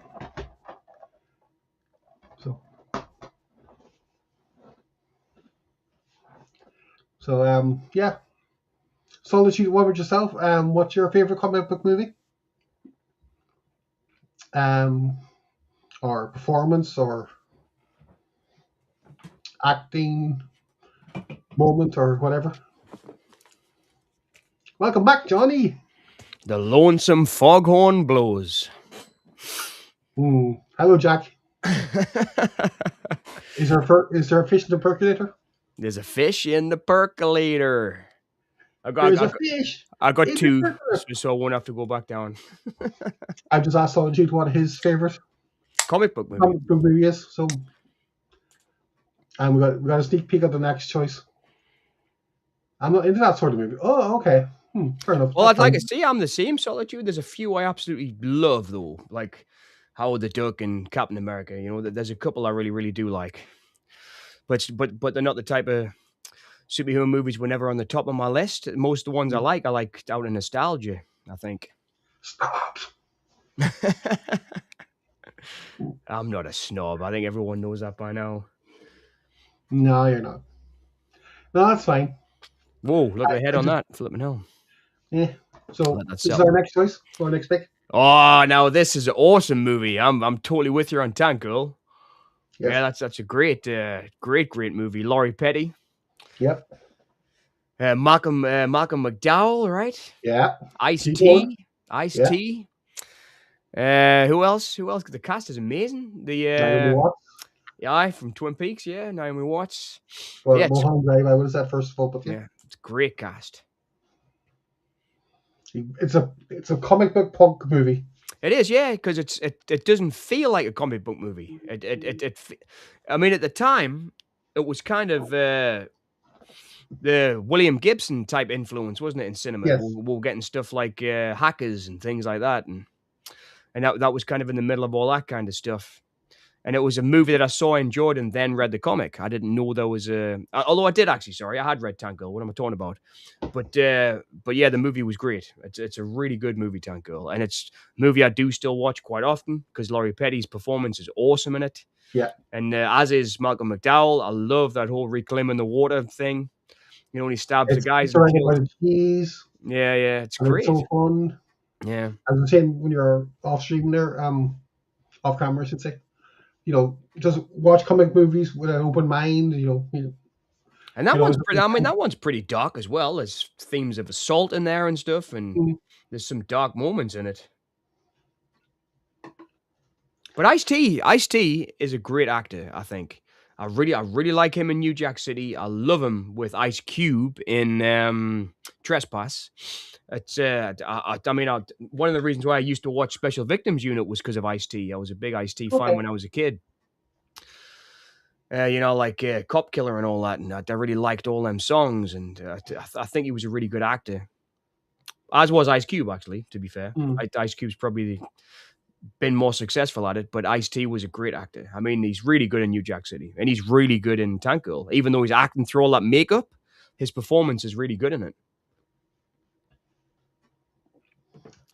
As the So Reaper, right? He's a Reaper. That's what they're called, right? Reapers. What was he called in it? The race of in people he was Tankard, in Tank Girl, because he's like a certain Clippers. race. Yeah, clip this eye. Yeah, War of the Yeah, Worlds is a masterpiece. yeah, that's right. It is. Yeah. I was thinking about which one he's thinking about. I think we're on about the most recent iteration. Oh yes, right. Ice Cube. Aye, of course, Ice Cube. Yep. That is a masterpiece. It wasn't as bad as everybody said, but it was a very, very low budget. It could have been a Hallmark movie. I mean, the effects of the walkers was flipping crazy in it. I mean, it looked like somebody made them in, AI, like that said to the daughter or the son, "Oh, hey, I'm doing a movie. Can you make some special effects for us?" I mean, that's what it looked like. It was so bad. And Ice Cube was just definitely there just for a paycheck. Like he really was. But I thought he brought it. I did. I thought he brought it. He always brings something. He does, and I like him. I mean, I'm biased. So Solitude as well. I am. I'm biased because I really like Ice Cube's music. But Mm, and I love Friday. Friday is one of my favorite all time movies. I know it's not a comic book movie, but that's one of my favorite comedy films of all time. I really like Barbershop. I absolutely love Boys in the Hood. John Singleton is a great filmmaker. I love Poetic Justice he did with Janet Jackson as well. But there's I just love I just love Ice Cube and both of them, Ice Cube and Ice T. I think they're both good actors. I really do. Ice T more so, mm. perhaps in the beginning, but then Ice Cube kind of came in and started producing his own stuff and just he was unstoppable for a while there. Ice Cube. I like the Iceland. Yeah, It's a great shop. I Great shop, you know. iced coffee. Mhm. What would you be if your name was Ice? So you've got like Vanilla Ice. Remember Vanilla Yeah. Ice? Mm. Ice, Um, baby. Ice Uncool. Did you ever see the movie Vanilla Ice did, where they were racing the motorbikes? That was a pretty good film. I think I have actually. I'm not It was sure. it was called like it wasn't Never Back Down, but it was something like that. The film was called. Mm. I'm gonna Google it just to check because I remember enjoying that film. It would be good to give it a shout out. Me and my friend Daniel Rain used to watch it when we were kids. Vanilla Ice. Vanilla Ice. What? That's a crazy name, isn't it? Vanilla Ice. You never get away with that now. Cool as ice. Cool as Ice. That's a good one. Cool as Ice. That's what it's called. Cool as ice. Yeah, that was the one. Cool as Ice. And it's on YouTube. Hey. Oh man, that'll be a good watch along. It's a good movie. That. Actually, no. It's not. It's actually not. It's a watch party. Hmm. Oh my god, he is so cheesy looking in this. That's David Carradine. bad. That's a bad movie. But a good Anyway, movie. right back to back to comic book movies. Well, Ricochet. Yeah, Ricochet. we're going for a double bill. Denzel. The Mask and Spawn. Yes. Spawn is awesome. Spawn is an I awesome was going to say, film. you talk about Spawn, I'll talk about the mask. Yeah. I mean, Spawn's got John Leguizamo in a totally crazy role. He was made to play. He's fantastic in it. Martin Sheen kicks ass as well as the bad guy in this. He does. He's really good in it, Martin Sheen. It was just one of those movies that was a bit unexpected at the time. It I just thought you said boobies there. boobies. One of those It was movies. just one of them unexpected movies that I just thought, oh, whatever, I'll rent it. I didn't see it at the cinema. I rented the video, and I bought the video even, and it was great. I was blown away by it. It was just a great cast. Didn't take itself that seriously either, Mm, which is one of its strengths. Proper dark though as well at the same time, yeah, because obviously he's a very dark character. He's resurrected. But yes, that's a good Spawn's point, great. Solid. Yes, we were actually. Yeah, we should do. Julian Sands is one of the Hang greatest. on. What's on the playlist? One of the greatest of all time. What's on right. Let's see. Hmm. Well, I'll tell you what. So, Since Solitude has been so nice to us, um, I'll have a look here. I know, but we can't watch Julian Sands and talk about comic book movies. Well, maybe not, but Because we'll have to watch Julian Sands movies and talk about Julian Sands. hmm, Because that's what the man deserves. yes. Hmm. Hang on a second. On those, I had something saved. Was it that werewolf film we were talking about that he did? The one in oh god, what was it called? Hmm. I can't remember. Romanek, I think. Was it Romanek? Julian Sands? Werewolf movie? That was great. Hmm. Roma Santa. That's it, Roma Santa. At his trial, it's claimed that he became a werewolf. Hmm. Right. Warlock. Yes, Warlock's incredible solitude. I actually bought the poster of that for my friend for the birthday not long ago. So we're both big Julian Sands fans, and I got him an original Warlock poster. That and a Pumpkinhead one. Oh, great. Geez, Solitude, I'm just absolutely knackered all the time. It's full on, like the hours are. I mean, sometimes it's 8 till 8, so I'm doing like 11, 12-hour shifts. It's a good job. I'm really enjoying it. Thanks for asking. I really appreciate that, but it's knacking us. I'm just tired all the time. You can probably see in my eyes now. I'm knackered. They asked us to work tomorrow, but I've got a meeting with my landlord, so I couldn't do it. So there's plenty of work there, which is good. So I'm doing editing for them now as well. First, I was just working in the studios, recording podcasts for them. But now they've actually got us editing stuff for clients as well. So it's keeping us busy, definitely. So I'm editing podcasts, video podcasts as well now for the clients, Wow, which, that's good which is going. it's really good. The workflow is great because it's very busy. It keeps you very busy. Yeah. But yeah, it's going great. Thanks for asking, Solitude. I appreciate it. But yeah, I suppose it's the same with any new job. You just get tired, you know. But I'm really happy to be there, and it's a pleasure to be working for them. There you go. What's that Well, one? watch Warlock. Well, watch Warlock. Let me get the link. I sent it here in the inbox or the private. All right, cool. So we can do both. We can talk about we don't know comic book movies within an hour. All right. I mean, let's talk about the mask and Spawn and stuff as well. Hmm. Well, The Mask for me, um, it's one of the best comic book movies ever. It's a really good film, The Jim Mask. Carrey is absolutely manic in it, and I don't mean that in a bad way. As is Peter Green. He's flipping Yes, awesome in it. Really good. was. That's right. Yep. And Cameron Diaz is, I think, one of her. I think it was her first movie. Yeah, I think it was her. I think it was introducing Cameron Yeah. Diaz. I think it was her first film. But no, definitely Jim Carrey at his absolute best.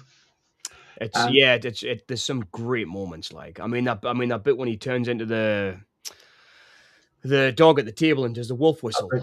I I'm remember. back. I remember being blown away by that, seeing it.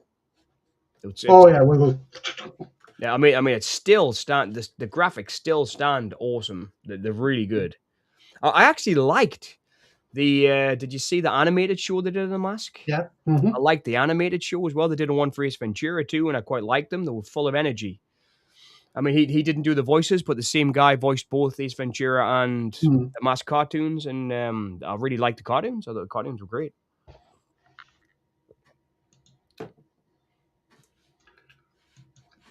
Sorry, I'm just sticking here. Okay.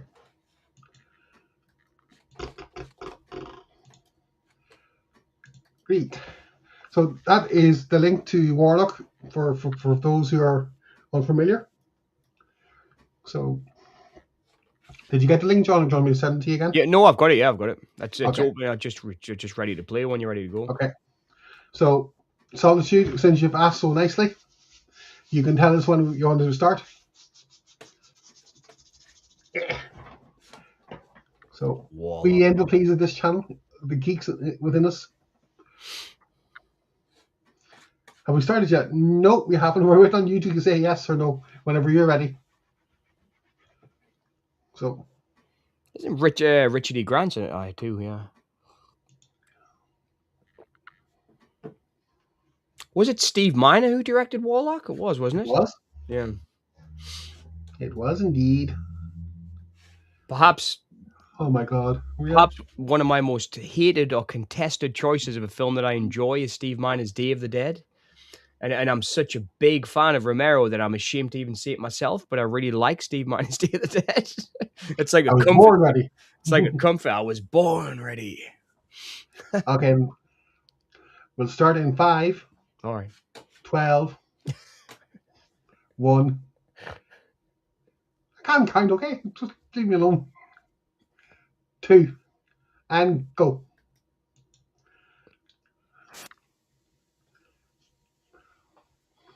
And as luck would have it, the sequel's underneath as well. I liked Armageddon. I thought that was good. Hmm. The one, but they changed the actor. It wasn't Julian Sands after the first 2, was it? It was the guy from Passenger 57 with Wesley Snipes. Oh, well, that's a good choice. Excuse me. I just love YouTube promoting this channel. Excuse me. Oh, it's such a good film.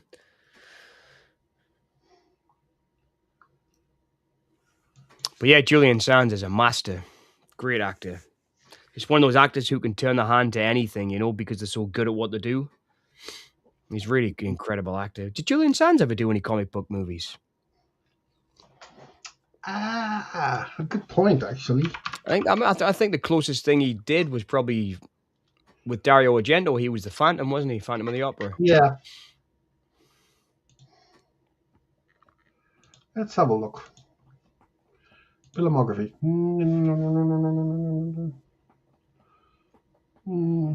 But yeah, it's an interesting job too, Solitude. It's definitely keeps us on my toes. I'm going between 2 studios, one in Farringdon and one in Kennington. But yeah, it's been a really good first couple of months, but it's been tiring. Oh yeah, Laurie Singer's in the. I totally forgot she was in Warlock. She's in one of my favorite movies, FTW, with Mickey Rourke. For the win. For the win, yep. And it's his initials, Frank T. Wells. He's got it tattooed on him, and he meets this girl that he falls in love with, and I think she's got the same tattoo. All right. Okay. And for her it means F the world. Right. Yes. But it's his initials, Frank T. Wells. It's honestly, if you haven't seen FTW with Mickey Rourke, watch it. It's really, really great movie. Like, it's really, really great. It's funny that he doesn't like it himself because he thinks the director messed it up because he wrote it. Mickey Rourke wrote the film, but yeah, Richard E. Grant looking all serious there. Would you call Hudson Hawk a comic book movie? Richard E. Grant was in Hudson Hawk. I don't know.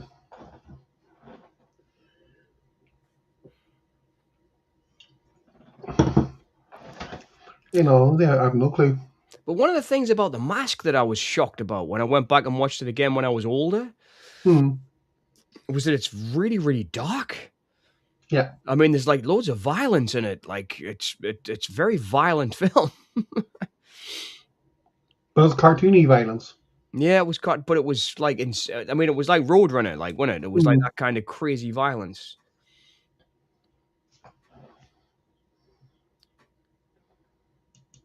But I have to say, I never read the Mask comics. I never read them. I did really enjoy the movie, but I never read the comics.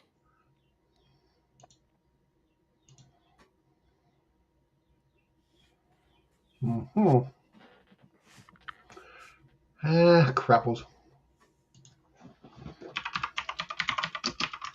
What's happened? Is something gone wrong? Yeah, I was trying to save a video there to a playlist, and I actually clicked into it instead. So I need a timestamp. Timestamp. What am I on? 4 minutes 15 seconds. Okay. It was written by David Toy, or Hmm. David Toohey, I should say. Wow. Of Riddick. Yeah, man, I love Riddick.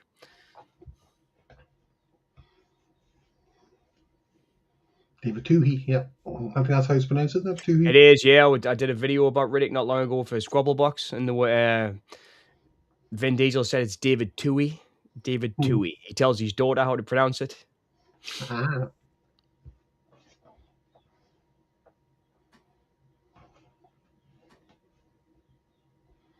So the Mask was 94, right? Yep. 1994. That's crazy. Crazy year too for me. Why? Um. Well, I got in. I was doing my started my leaving cert or not leaving, my junior cert All years, right. and then we didn't get to do media studies because I would have talked about that movie. Was also the year that Kurt Cobain died, wasn't it? 1994. Yeah.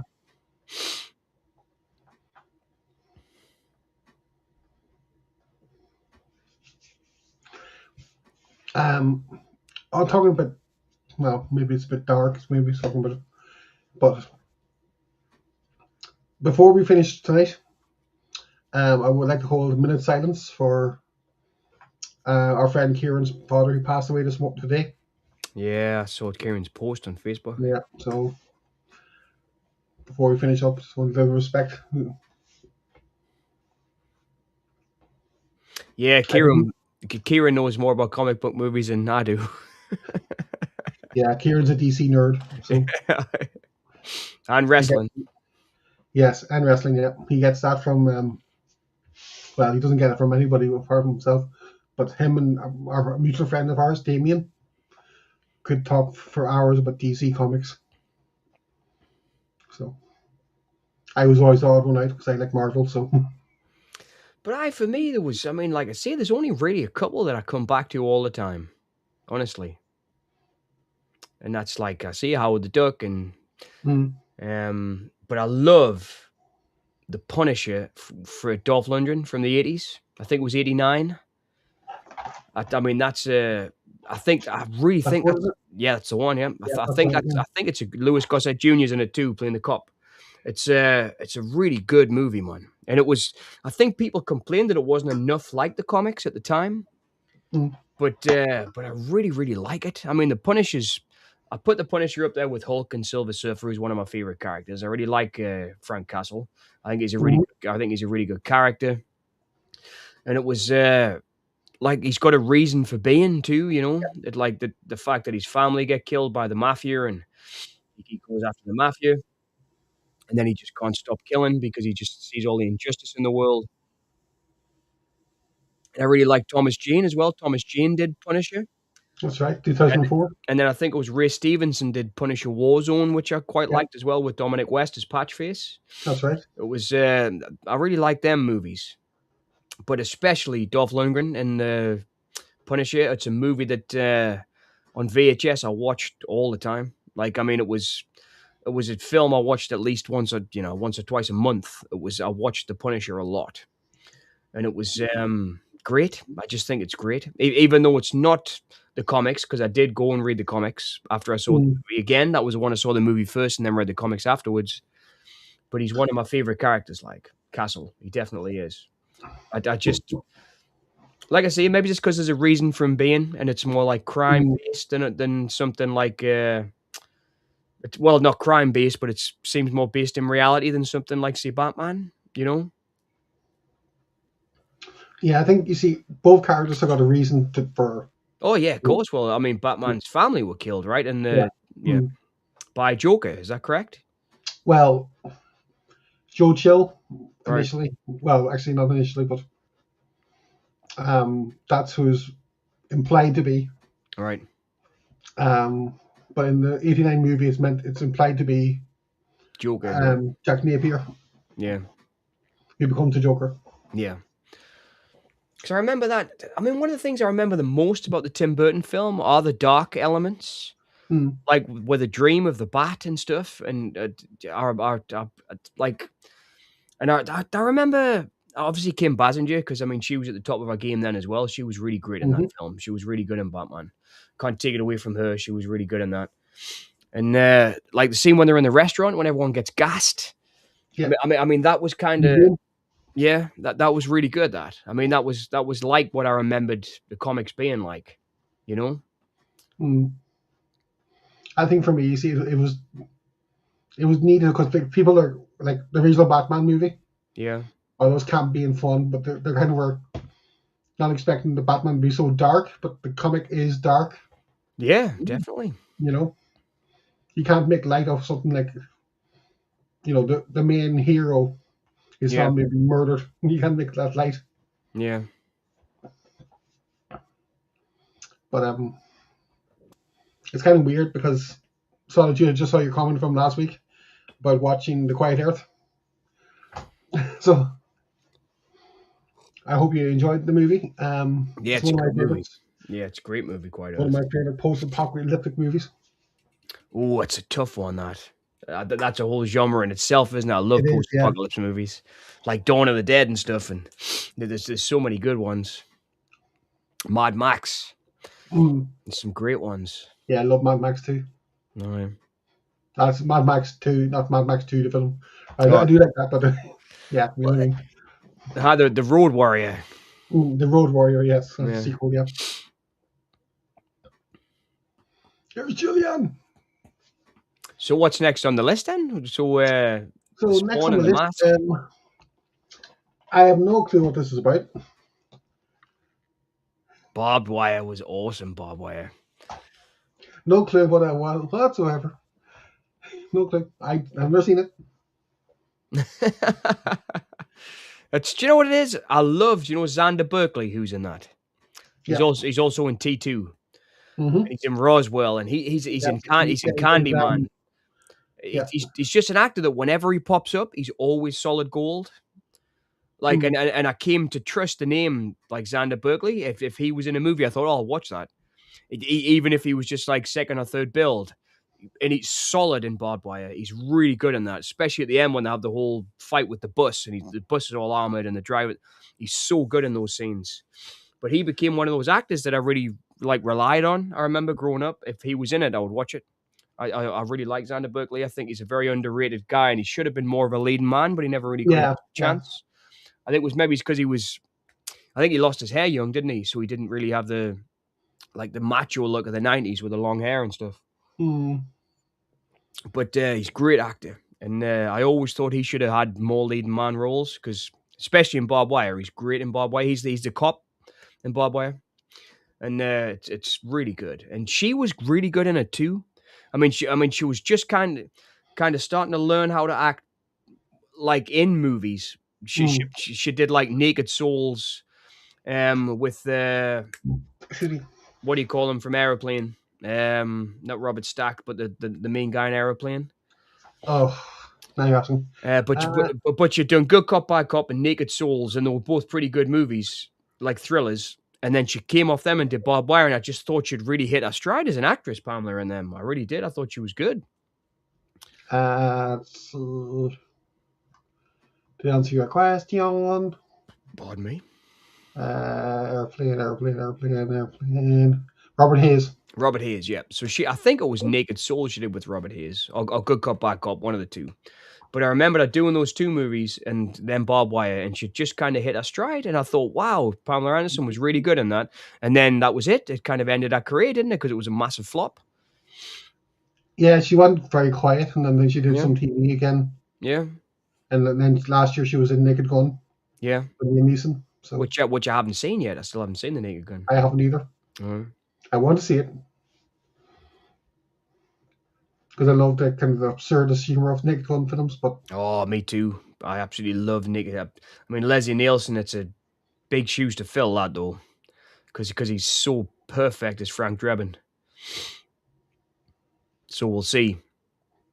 But I mean, yeah, but I mean, Bob Wyatt was more of a graphic novel, wasn't it, than a comic? But it was awesome. I read it, to be honest with I've read the graphic novel of Bob Wyatt after because I'm a film guy. I read it after I'd seen you. the movie, and it's the same thing, the kind of dark dystopia of the. But I thought, It's was it? It's a Dark Horse Comics, I think. Is it? yeah, it must be Dark yes, Horse. yeah, yeah. Bob Wyatt would be yeah, Dark Horse Mm. Comics, definitely. I'll check. We were talking before. This is one of John's favorites again. So Which one's that one? Yep, Dark Horse Comics. hmm. Sorry, hold that one up again, Kerry. I was Yeah, reading. sure, no worries. I was reading about. Oh, Dick Tracy. Yes, Dick Tracy's awesome. Yep. Sorry, I was reading about Bob Wyatt No, no, there. that's all good. But Bob Wyatt's a good choice. It's a bit of a literally a dark Mm. horse choice as well, isn't it? Because Mm. it's people don't think of that as a comic book adaptation, but it is, and it was a good movie. Ouch! What Warlock guy? Just getting his finger cut off. Finger for the ring.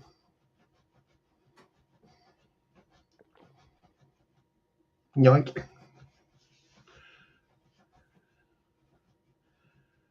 It suits me. I missed it so much. I think I'd let Julian Sands suck my soul out. Like, No, you couldn't do that. sorry, my tongue, I should say there.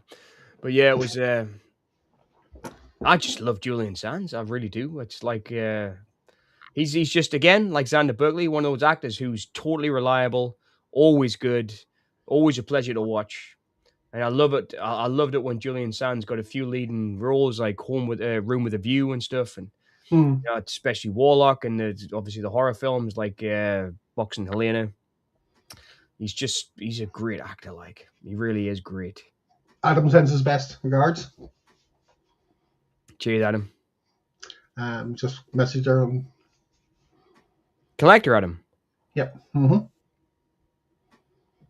He's out at a friend's house tonight, so All right, out for the count. I wouldn't go that far. But he says he knows we went live and wishing all the best with it. So talk to you soon. You know what it is? I'm gonna have to get some Bob Wyatt comics again.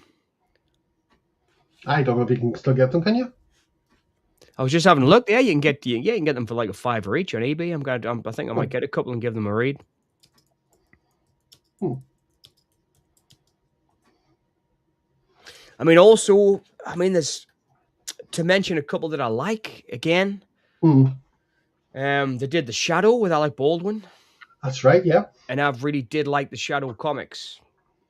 And because I completely forgot about that actually. I guess it was because it was like more noir, like the way it Hmm. was. You know, it was more like I don't know. Like there was a slew of movies like The Rocketeer, The Shadow, The Phantom that were all like Yeah, four. Anthem. Yeah. Yeah, that were all like 40s superheroes. Hmm. And I loved. I'm a huge Billy Zane fan too. He's another one of those actors who I find very reliable. I love his movies. He's in one of my favorite movies of all time, Sniper with Tom Berenger. He's just one of those actors that I think he didn't quite get his due either. He got like to the second leading man, you know, like with Hmm. Titanic and stuff. Yeah. But I always thought Billy Zane should have. I mean, he had a great career, and I watch all his TV shows and stuff. I do. I love his movies. I love Demon Knight. You know, I'm a Billy Zane fan. I love Dead Calm. Honestly, diehard fan of his. I love him, but I just thought he could have he could have been a more powerful leading man in Hollywood. I always thought. Not his acting is great. I just mean that I wish he'd gotten given that chance, you know, Yeah. because I really do love Billy Zane, and I think he can really act Billy Zane as well. He's not just a good looking dude; he can actually really act, and there's not many people you get like that, especially at that time. Anyway, Well, he did was what 98 wasn't it? Or did Phantom? So was it 98? Was it I Slam think Evil? so. Was it 98? Was it the I Phantom? Yeah, think so. God. Not something sure though. To be honest. Aye. I've got the Blu-ray. It's I really like the Phantom. I think it's great, but he never he almost got there, didn't he? Because that was kind of one of his leading man films, Hmm. and it was I don't know why, because the Phantom didn't do well. I remember it didn't do well at the time. I saw the Phantom on the cinema, and it didn't do too well at the time. But I thought it was a great movie. But it was Yeah, as long as you just said he was good playing Brando. yeah, it was great when Yeah. he Watson with Brando. It was really good. He's great. He really is a great actor. I find. It's well, like I say, I'm biased because he's in one of my favorite movies, Sniper. But he's so good. He can do evil. He can do like romantic leads. He can do Yeah. horror. I mean, he was like I say, he was in Demon Knight, you know, which is a fun horror movie, and he's really good in it. He played that great American lawyer in the TV series. Let me find that because that was a really good show. I watched the whole series. It was set in the UK.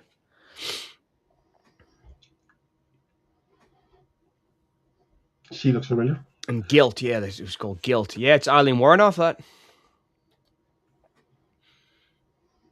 No, Eileen Warnoff. Mary Warnoff. God, I'm sorry. Oh, I just insulted one of my And tonight favorite. we're going to introduce our I special know. guest. I just insulted one of my favorite actresses there. I absolutely love Mary Warnoff. I'm sorry. If you're listening, Mary, I apologize. Uh, Yeah, she's joining our stream next week, so you better start groveling. oh no. We're she's in talking so about Ian Warnoff films. Mary Warnoff. she's in so many of my favorite movies. She's in Night of the Comet. She's in so many great films. I mean, she did all that stuff with Paul Morrissey and the artist Andy Warhol. She was in. I would not be familiar with her work, so that's why I Oh, say she's in House of the Devil. She did with Eli. Oh my God, Eli Roth, not Eli Roth with Ty West.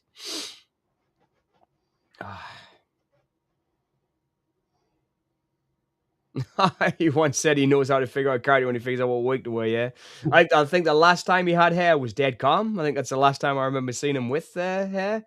I always remembered him popping up in Twin Peaks. He plays John. Who is he? What's his character called? John. yeah. Is I it can't John remember. Wheeler? Is it John Wheeler? John, yeah, yeah. John Wheeler pops up and Or the Burn Thorns. he's got this proper quiff, like, and it's Yeah. just oh, you can probably tell it's one of his wigs. But he's one of my favorite actors. John Justice Wheeler. That's it. John Justice Wheeler. Yep, he's a great actor, I find. And you wouldn't believe it, but I worked with a director once as her editor, and we're out having a beer one night after work, and I just said like, "Oh, I'm a really big fan of Billy Zane," and she was like, "I used to date him." I was like, "No way!" And she was like, "Oh, I couldn't believe it." I was just an editor for hire working on this film, and she was like, What "Yeah, film yeah." was that? What director was Well, I can't say any names. that? Okay. But obviously for me, I was like, "Can you introduce us to him?" She was like, "No, we're not together anymore." I was like, but I was immediately like, "I really? Can you?" And she just went up like from 10 notches in my book. The director I was working with, I was like, "My God!" I mean, but he's so cool. He did a great movie called Blue Seduction. I love with Stella Warren. He's great in everything he is. And the Phantom, I thought should have really took off, and it didn't. I think it's kind of getting a cult audience now, though, isn't it? The same as The Shadow with Mm. Baldwin.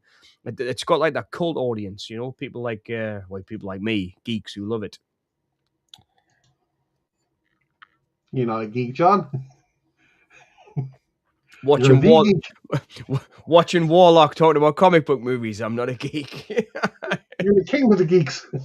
You're the geek. The geek.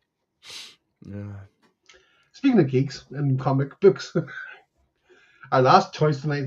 We've got four left, but we've already talked about Batman, so All right. I Judge am the Dredd. law. Law. Well, that Rico. sounded really dark, deep down when I said that. Do you know That what it sounds is? Everyone's gonna hate us, and they always do, because I know that Judge Dredd's like hated. But I love Sylvester Stallone's Judge Dredd. I do. I think it's a great movie. If it wasn't, if it wasn't called Judge Dredd and it was called like Future Cop or something, I think everybody would love it. But, right. but the fact that it is Judge Dredd and it's not Judge Dredd at all, because I'm a huge 2000 AD fan, and it's just not, it's not 2000 AD's Judge Dredd. It's not. Okay. But Well, if you put that aside, it's a really good movie. Diane Lane is wicked in it. I think I like what do you call him? The comic relief guy. Rob Schneider, Rob Schneider. I think he's great in it. I love you've got the Vito. Justice, yep, Justice, Max von Sydow. You've got Armand Asante playing Rico. It's like, it's a really good cast and really good actors. Diane Lane, to be fair, I don't think she's ever put in a bad performance in any movie. I really like Diane Lane a lot, right from Rumblefish when I was a kid. I really like Diane Lane. I even watch her rom coms because I think she's a great actress. But Right. So you're saying it's not Judge Dredd as yep, such. as an adaptation, absolutely stinks. Right. On But that note, yep, right, I have never read 2008 AD as much as I have. most I people. was that was the comic book I read. That was my main But I comic do book I remember read. one thing my uncle saying to me. He never took his helmet off. Exactly. Yep. Why does And he do it in the movie? and the first thing he does is take his helmet off in the movie. I know Yeah. it was, but they get the lawgivers right. It was pretty the guns and the bikes. I think they get a lot of it right, but Hmm. it's just the atmosphere was wrong. It was, it really was. It was wrong. It was like So would you Demolition. say the 2012 Dread If they'd called is it better? Demolition Man 2, it would have been. I think it would have been better received. Hmm. Would you say the 2012 Dread's better or more faithful? Or It's definitely more faithful. hmm. I do really like that movie too. It's a really, really good movie. It is. It's a good film. That the judge and it was. There was full comics that were dedicated just to block wars, full episodes that happened in the block wars, and that movie's about a block war.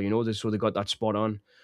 But I'd like it. I do. I like Judge Dredd. But it's because I like Sylvester Stallone as well, though. I've literally got T-shirts I wear with Stallone's face on them. I'm a big Stallone fan, and it's like, it's We're not. going to make lads and ladies. It's not as bad as everybody thinks. But as an adaptation, it stinks. But as a film, I think it's a good film. But it's not a good adaptation. Definitely not. I'll say that. But I do enjoy it. I think the special effects are still pretty good. The back screen projection and stuff still looks good when they're on Hmm. the On the bikes. I can't remember what the bikes were called now. I've drawn a blank on what the bikes were called. The guns are the lawgivers. The bikes are Justice. What the? Justice Wheels. Is it Justice Wheels? What were the bikes called? No, I don't know.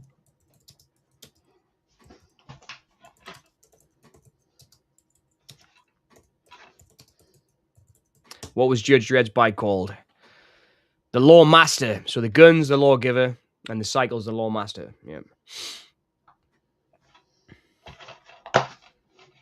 But it was. There was little nods to it. He goes out to the desert, and he meets the Angel family, who were the bad guys in a lot of the comic books. And I like that little nod to the comics. But obviously, I'm in the minority, and a lot of people. That was a big flop for Stallone, if I remember at the time. I went to cinema to see that one too, and I remember that flopped at the time. It was not a well-received film. But I guess that was towards the end of like Stallone's golden period, right? Because after that, he did stuff like Daylight and I See You and all those films that didn't do very Well, he well. did Copland after that, didn't he? But Copland was a flop. It wasn't a Was it? popular film, right? It wasn't a popular Hmm. film, Copland. Hmm. It is a good film though, and hell of a cast again. Harvey Keitel, Ray Liotta. It's a really good cast. But Yep, I'll see that. That's my adaptation. Not very good, but as a movie, I really like it, and I always have fun with it. I do like the recycling food thing with Rob Schneider. It always makes us chuckle when he's hiding in the food recycler, Mhm. covered in the spaghetti. You know, he told some crazy stories, Schneider, about that film, and he said that Stallone really pushed him to do like the more physical stuff, Yeah. and Rob Schneider really hurt himself when he was doing it, and it was like that.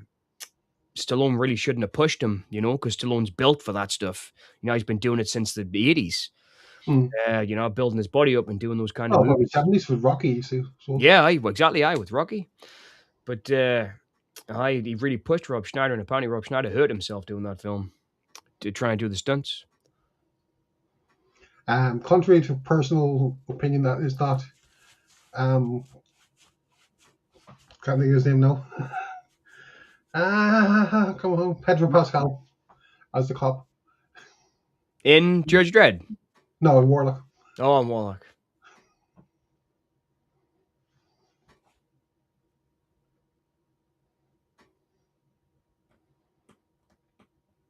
What did the 80s do?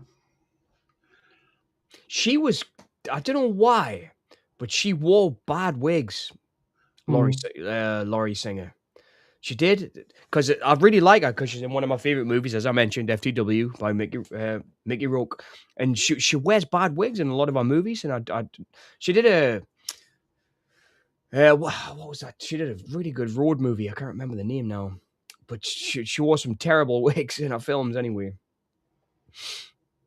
And I don't know if it was because she had quite punkish hair or something, but Mm. yep, every movie I've seen her in, she's worn a bad wig. One of those guys as well. I've got to say this. Julian Sands, he looked like he was losing his hair pretty early on, but Mm-hmm. he always had a good do, even though he looked like he was losing his hair. Yeah. He always did. I wonder if he went bald at the back and just brushed it back. I know that's a random thing to say, but he always did. Because I know that when he was in Rose Red, the Stephen King miniseries, he Uh-huh. looked like he was combing his hair to hide the fact that he was losing his hair. No clue, no honesty. Hmm? I said, I have no clue, in all honesty. Yeah. Because she's got the total like Daryl Hannah from Blade Runner look going on there, hasn't Oh, she? yeah, definitely. Starting to do somersaults. She was Yeah. underrated too. I mean, Yeah. like I say, I'm biased because she's in one of my favorite films, but I think she's a great actress, Laurie Singer.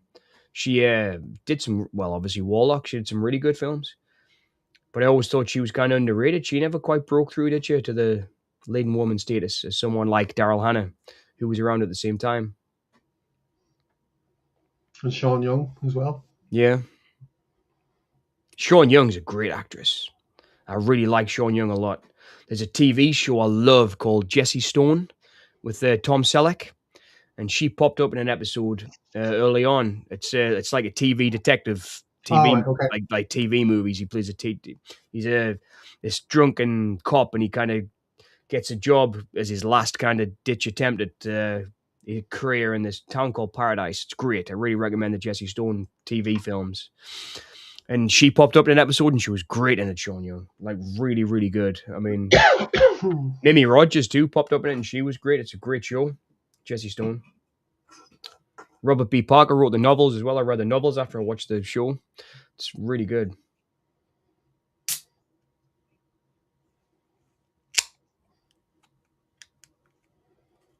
What was left then, Kerry? That was Judge Dredd. Well, that was it. That was it. Oh, man, Yeah. that was the end. Well, there's 4 Batman movies, but, Right. you know, Batman to Batman Returns, Batman Forever, Batman and Robin. Well, I'd like to talk about Batman Forever because that's one of my favorites. I absolutely love Batman Forever. There we I go. love it. I love Batman Forever. Joel Schumacher. Yes. I really do like that film a lot. I really do. Val Kilmer was, if anyone's a listener on Boneyard Cinema, they'll know that I really like Val Kilmer. I talk about him a lot. He's one of my favorite actors. I always thought he was great. I really looked up to him, even though apparently he was a bit of a douchebag sometimes. Oh. But especially when he did Batman Forever because he got world famous after Batman Forever. But I really like him as Batman, and I really like Nicole Kidman in that film. I really like what do you call him, Chris uh, O'Donnell, Chris O'Donnell, who played Dick Grayson. yeah, Dick Grayson, and you've got I mean Tommy Lee Jones, you've got Drew Barrymore in a mad little cameo for no apparent reason. It's just I really, really like Batman Forever. In fact, I would go as far as to say after now I think he is my favorite Batman. I think Val Kilmer is my favorite Batman. That's fair point, I suppose. I just think it's a great movie. I really do. It's like I always have a good time with it. And I mean, Tommy Lee Jones is totally over the top, but not over the Mm. top at the same time. His performance is quite nuanced in it. I mean, that's the Riddler too, right? And that's Jim Carrey as the Riddler, yeah. Yeah, Jim Carrey's the Riddler, and was Uma Thurman, was that Batman and Robin? Yeah. Uma Thurman, Poison yeah, Ivy. yeah, Poison Ivy.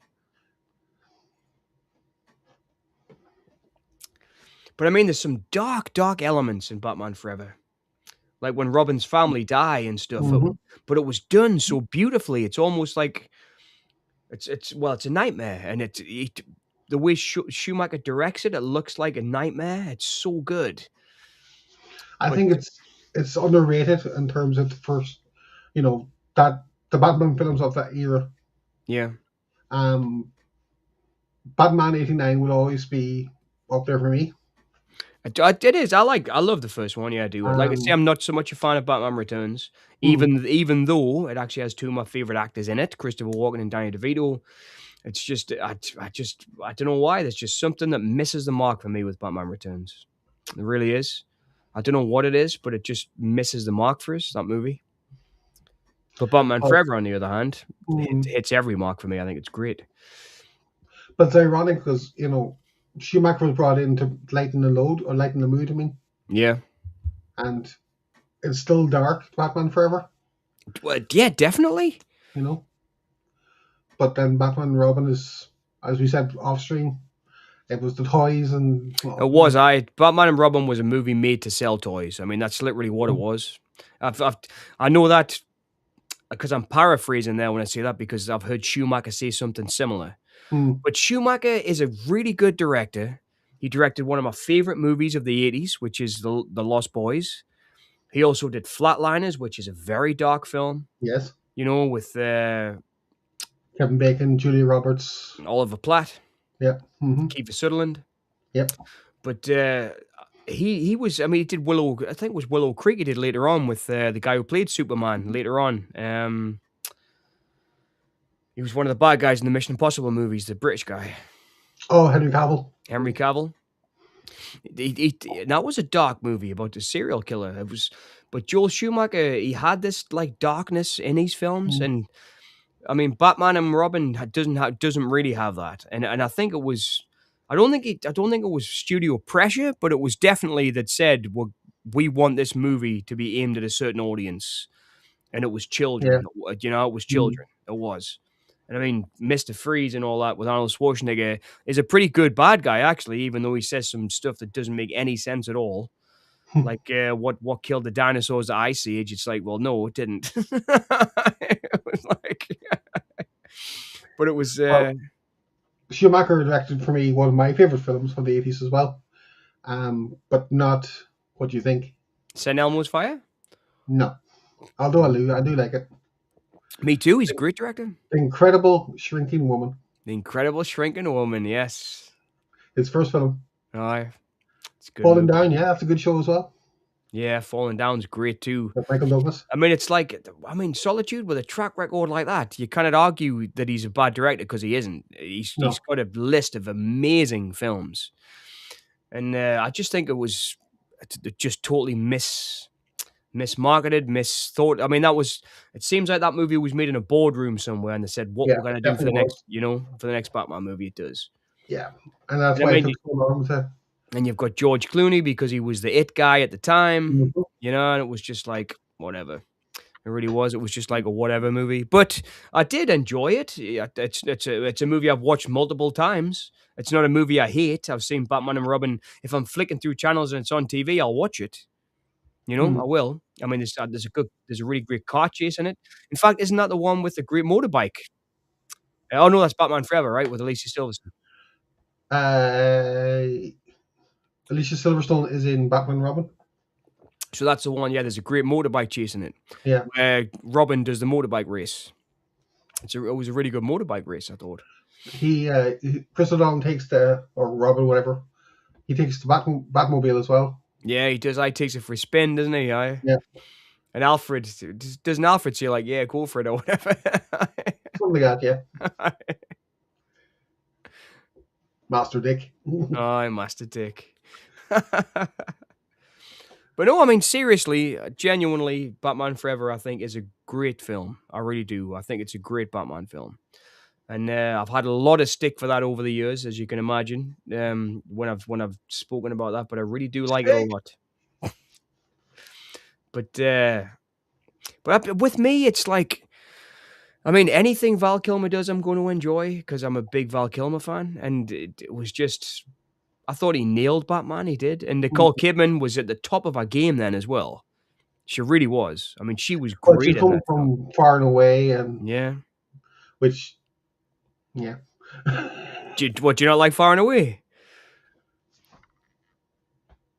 Because of the Irish accents. Igora. Tom Cruise has got a terrible Irish accent, hasn't he? In that. Both of them do. No. You would expect like Nicole Kidman to actually have be more familiar, No. being from Australia and all. But yeah, He had a hell of a career, Ron Howard, didn't he? I mean, yeah. did so many great movies. But I like, love Grand Theft Auto. yeah, Grand Theft Auto was really good. The Roger Corman one he did, Hmm. and it was. Did you see the Corman's World, the documentary when he talks about it? Actually, I've yet to watch that. It's on my watch list. It's really good. Ron Howard talks about it, Hmm. and he says there was a big like race at the end, and I needed the stadium to be full of people. And when I turned up on the day, I had like 20 extras, and I rang up Roger and I said, Roger, this is the crescendo of the film. I need like a couple of hundred extras. And he said, well, you can't have them because we haven't got the money for it. And he was like, I know, but there's only like 20 people here. He says, just make it work. And he says, think about it this way, Ron. If you work for me now and do a good job, you'll never have to work for us again. that's what Roger Corman said to him. That's nice though. I know.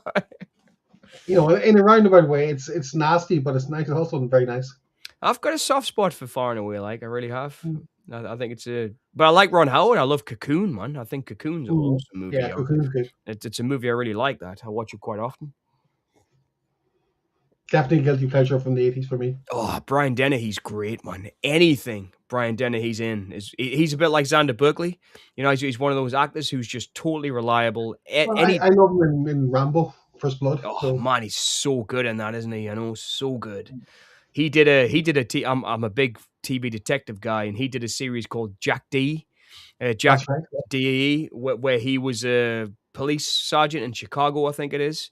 And him and his wife kind of solve the mysteries together. It's great, great, great series.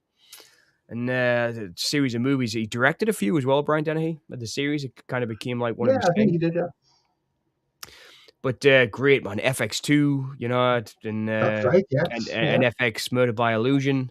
Mm. He's so good. He's just a great actor. Always reliable. Always fantastic. I mean, when he played John Wayne Gacy in was it An American Murder? He was so good as playing John Wayne Gacy. Just one of those actors who, for me, is 10 out of 10 in almost every performance he does. And The Belly of an Architect as well, man. The Peter Greenaway film is brilliant. Couple of snickers too. Da Vinci Code, Solo. Solo, yeah, that was not the best. Da Vinci Code depends what version you're watching, the extended version, or theatrical. Yeah. The extended version does, flesh out the story better, but it depends what you're into, really. If you believe the whole, ancestors and all that storyline, but yeah, I don't know. Well, I mean, Dan Brown had his day. Da Vinci Code was. I think I've seen it once or twice. Like, That's the and it was okay. It was okay, but Solo was not good. I didn't like No, Solo. No. Solo was the one of the worst. So Da Vinci Code is, am I thinking right? It's Tom Hanks. Yeah, Yep, Robert Tom Hanks. Langdon Yep, Robert Langdon. Yeah. So I have watched it. and I really did not like the one that Ewan McGregor was in. The oh, Demons. yeah, I went to the cinema to see that. I don't know why. I think one of my mates wanted to see it. And I went to the cinema, and I mean, I was bored watching Mm, it, and I was just thinking, "What is going on, man? This is boring." It was just, I didn't like that one, but I did watch the first one a couple of times, at least once or twice.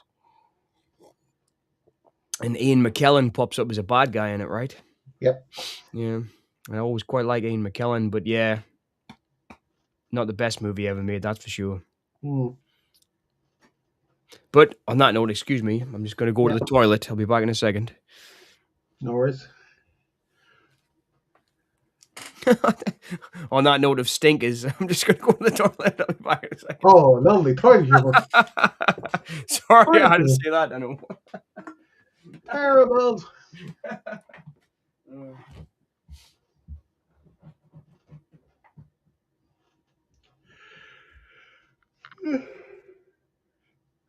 Excuse my yawnings.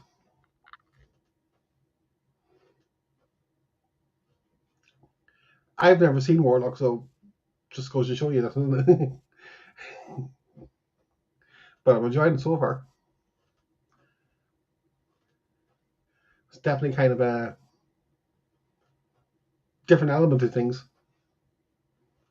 Steve Miner, yeah, he's got a good direction. That's too much information, John. Indeed, it is. That is so true. Solitude. That is so true. But that's our channel. You see, we don't censor our mouths, so you don't have to either. If you don't like something, you can curse away and say that.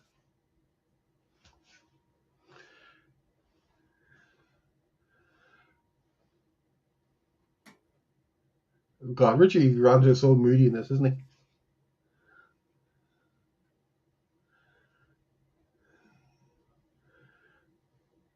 He's like taking the best part of with Neil and making him into kind of a more sympathetic. I don't know. Maybe I'm hearing things wrong.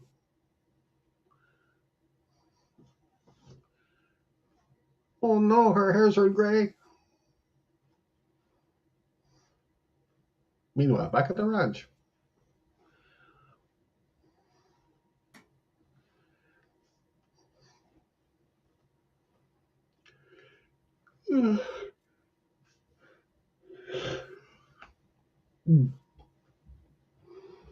So, what did you think of The Quiet Earth? Did you enjoy it, or have you seen it before? Sorry. I That's all right. grabbed another can while I was down there. Ah, you didn't get me one though. Bastard.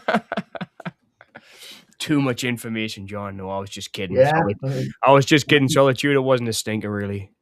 It was just, I was just saying that we don't censor our mouths in this channel.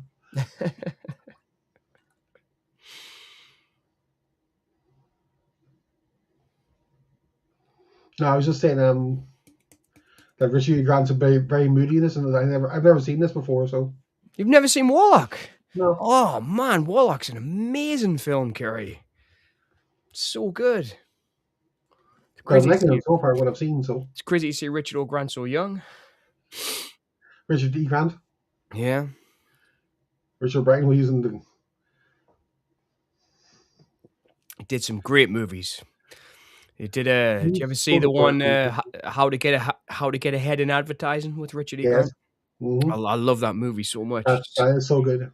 And I love Jack and Sarah. Do you ever see Jack and Yeah. Sarah he did with Mm-hmm. Samantha Morton? It's not Yeah. Samantha Morton, Samantha Office. Mathis. Yeah, it's a great movie, that Jack and Sarah. I really like that film a lot. Yeah. Watched the new Soderbergh movie with McKellen, not very good. But Gandalf is great. So what's the new Soderbergh movie, Solitude? I don't think I've read about it. You're right. Soderbergh. I'd be interested. Calling from Colorado. Black Bag, is that the one? I've heard something about Oh no, Dynamite. it's 2025. Ah. Hmm. I haven't seen that one either. It's got Pierce Brosnan in it as well. I love Pierce Brosnan.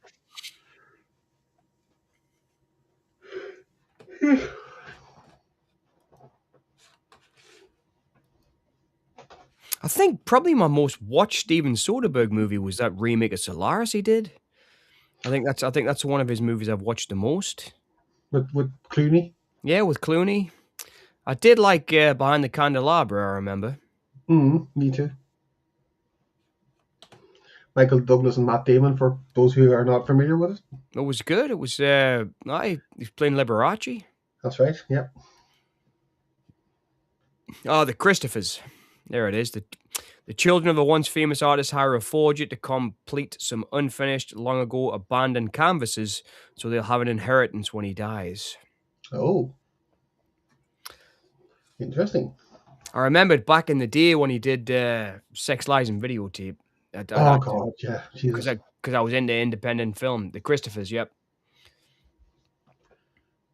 I'll check it out. Solitude, there's loads of stuff I haven't seen that I've just been constantly working lately. I was telling Kerry before we started, I've been getting into John Sayles, the director, who also wrote Piranha and Alligator. As a writer, he also writes novels and really good ones too. But I've been buying his films, and today, before the stream, I watched The Brother from Another Planet with Joe Morton, which is fantastic.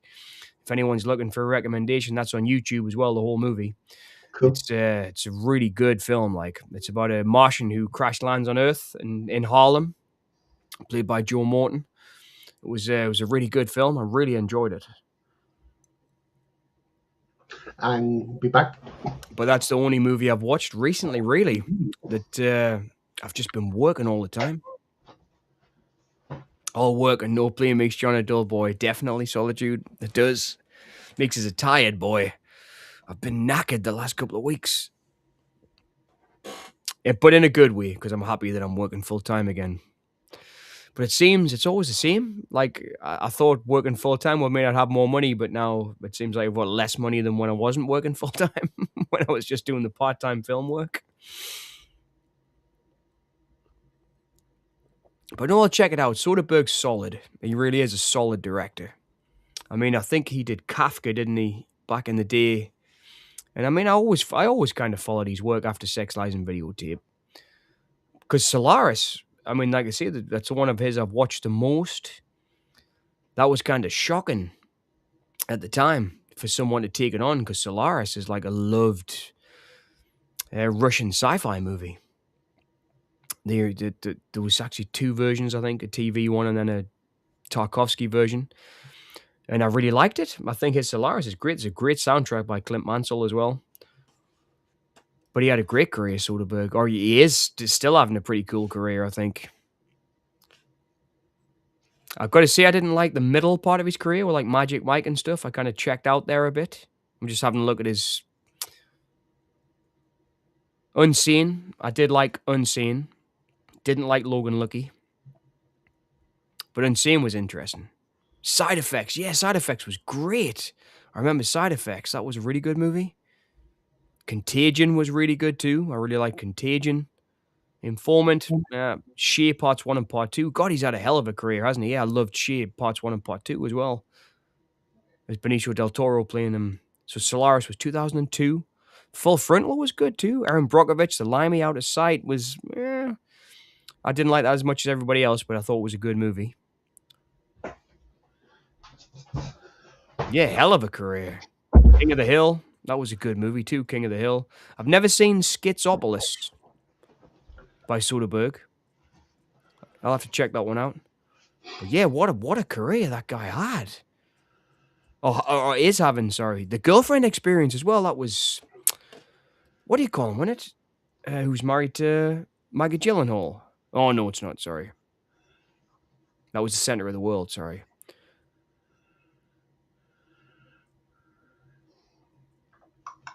Yeah, what a career. What a career. I always used to get him and Fincher mixed up because they were both kind of coming up at the same time. Fincher and Soderbergh, I used to get the movies confused, and Paul Anderson. Solaris, he did it in 90 minutes. He did, and now you don't have time to spend the money. I wish it seems like I've got less money than when I was working part time. It's crazy. But yeah, it was crazy how good that Solaris was. I thought I really liked it a lot. And I mean, I'm a diehard Tarkovsky guy. I love Tarkovsky. I think, I mean, I did a Sacrifice is flipping one of my favorite movies. But his Solaris was great, and I mean, he had the guts to take it on, and that was awesome. Yes, Thank You for Smoking, brilliant. The one with Aaron Eckhart's Solitude. I really liked that. Thank You for Smoking. It was a total random pickup. That I was in a second-hand shop. And just bought like an armful of DVDs, and that was in the armful of DVDs. It was like a box of DVDs for $5. And it was in there. It was great. And he goes and talks to the Sam Elliott, who was the Marlboro man and all that. It was flipping. It was a good movie, that. Thank You for Smoking. And you get the tobacco. All the guys meet alcohol, tobacco, and firearms, and have a lunch. Yeah, it was good. Thank You for Smoking. It was a really good movie. You ever see that one, Kerry? Thank You for Smoking. I've heard of it, yeah. Haven't seen it, but I've heard of it. It was Aaron Eckhart who played, I think he played Two-Face, didn't he, in one of the Christopher Nolan films? Yeah, Dark Knight. Who actually isn't one of my favorite actors, but really good in Thank You for Smoking. And I really liked him in the Black Dahlia as well. I thought he was great in the Black Dahlia. The one with Josh Hartnett and Scarlett Johansson that De Palma did. I really liked that film. I thought he was great in that. Sorry. When are you taking the children to school? When are you talking to the children in school? When he's talking to children in school, I know. It's so flipping crazy, isn't it? It was, can you remember The Insider, the Michael Mann film that was about the same thing with Jeffrey Wygant when he went on 60 Minutes and tried to like expose how bad big tobacco was and how they were lying to people about smoking? Yeah. I remember watching them two kind of movies around the same time. But yeah, it's a great film. Thank You for Smoking. It's something I'd recommend, definitely. Solitude, anybody who's watching the stream. It's a really good film. What's the girl's name? The blonde girl who plays the woman from Tobacco. Where they all meet. I'm gonna have to check. She was in some awesome films. She did Big Driver, the Stephen King film.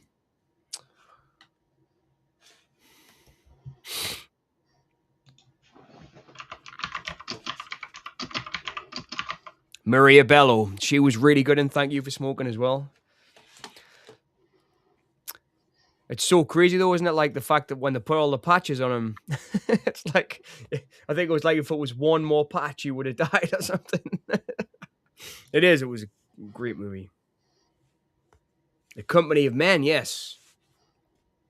He just sometimes he's hit and miss. He's one of those guys. Sometimes I like him and sometimes I don't. Like he did a movie where he was a cop. I think it was with Jake Gyllenhaal, and it wasn't. Frankenstein as well. It was like he's had a few misses, but when he hits it right, he hits it right. Like I say, I really like him in Black Dahlia, and Thank You for Not Smoking for me is his best role. Though I think it's the best movie that he was in. He was really good in that. He's got just the right amount, like you say, when he's talking to kids. He's got just the right amount of like smarminess to him, but also like a kind heart later on. It's perfect. It's a perfect film, actually. It's a really good movie.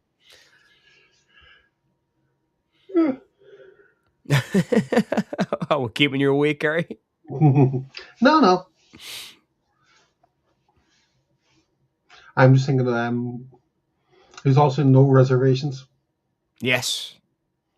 He did some good ones, but like I say, sometimes I think he was a bit take or leave him for me. But I mean, There's a few actors I feel like that about. There really is. I mean, it was like I feel that way about Tom Hardy. It's like sometimes I think he's great, and sometimes I think Mm. he's really overacts.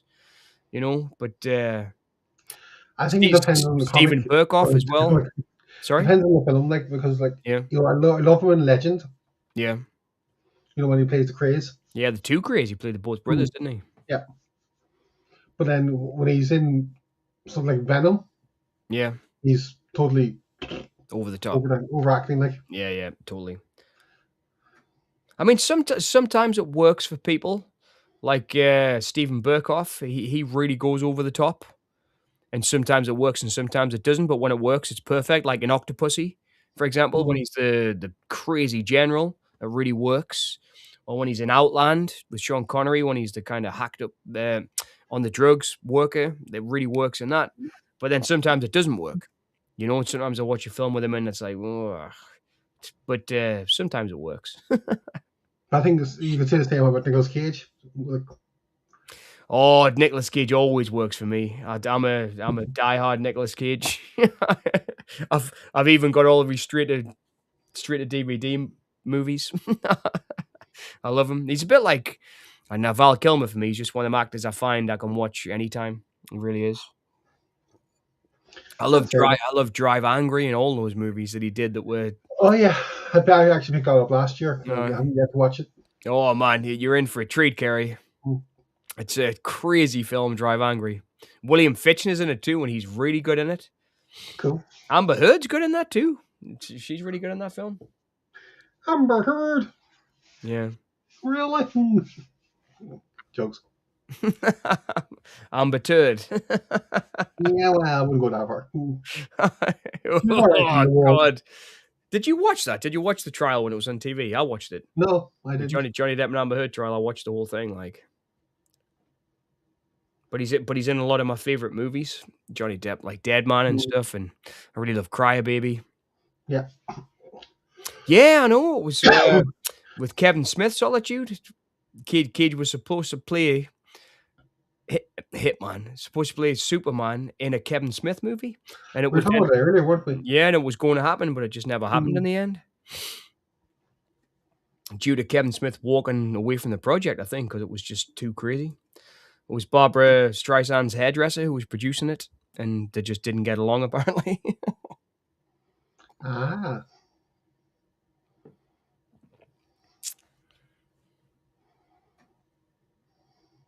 is that Helen Slater? No, that's still Laurie Singer. Is it? All right. Yeah, she's just got the old age makeup on because he's sucked the life out of her and she's aging.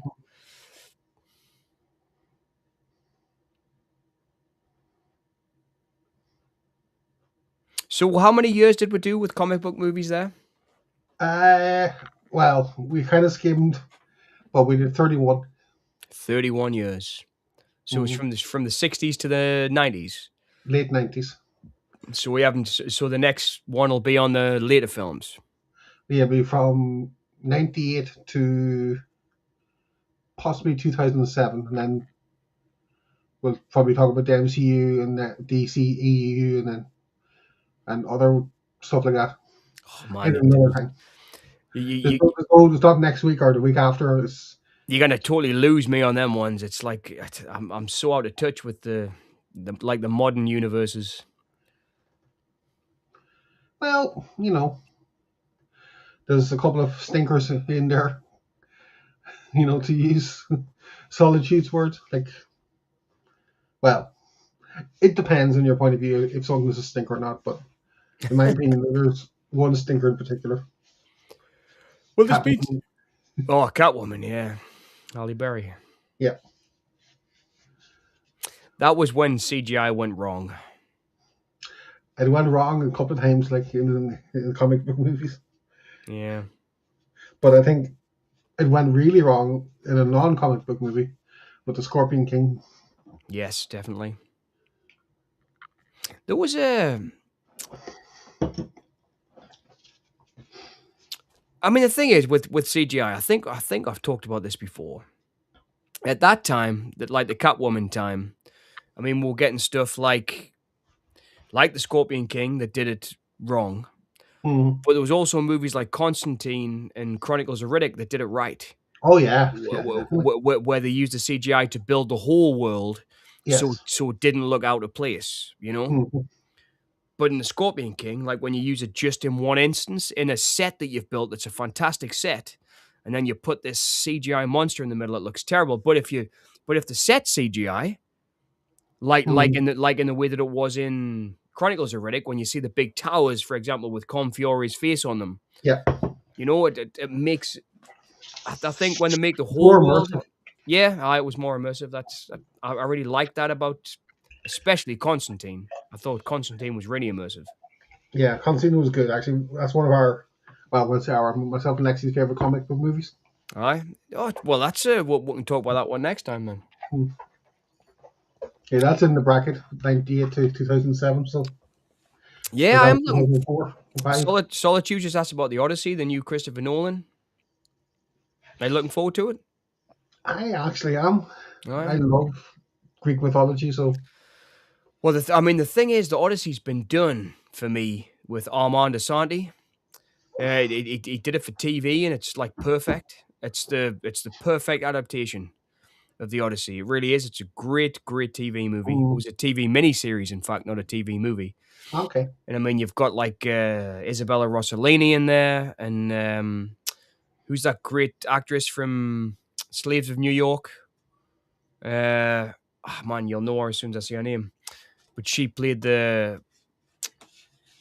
woman on the island. It was great. So it's already kind of been done for me, Solitude, that movie. But I will check it out because I like the Mm. story too. I mean, it's Bernadette Peters. So Bernadette Peters was in the Odyssey that they did for TV, and it was just a great movie. That they just nailed it. And I think maybe just because Armand Asante, a great actor as well. He's one of the actors I really admire. I'll watch anything with him in. Judge Dredd, for example. but uh, but yeah, he's a great actor. So yeah, they kind of did it for me. Solitude already, the Odyssey. I mean, I read that when I was a kid too. My uncle Tom read us the stories of the Odyssey. He used to have the like a leather-bound book collection, and he used to read us the Mm. Odyssey after school when I went round. Well, I would read it to him. He would give it to me to read. But so it is one of my favorite stories as well. But yeah, I mean, it'll be good, but I don't know if you can do it in the way that the miniseries did it, because the miniseries was like 5 hours or so, and I guess he's got Mm. 2 hours to do it. No, I think he may make it 3 hours because Oppenheimer was near 3 hours. Yeah. So Do you know the one thing I think Oppenheimer could have done without, and you're gonna hate us for saying this? Robert Downey Jr. Robert Downey Jr. He fucking, pardon my language, he totally took me out of that movie. Like, I was engrossed in the movie, and then he came into it and just hammed it up to the max. And Mm. it was just like, what? It was like it's the worst. I think it's the worst performance I've ever seen him give. I think he was hitting a low patch, wasn't he? After MCU, Right? Maybe I don't like know, but it was he made just, Doctor Doolittle, and so. it was just like whatever, wasn't Mm. it? It was like, God, I can't wheel he's off the screen. Because sometimes he nails it, like in A Scanner Darkly, or Mm. sometimes he's phenomenal. Yeah. He is. Sometimes, I mean, he's not one of my favorite actors, but when he gets it right, like Kiss Kiss Bang Bang with Val Kilmer, for example, Hmm. brilliant film. He totally nails He that did as character. well for me. Yep, yep. But man, it was just like he looked like it was pantomime.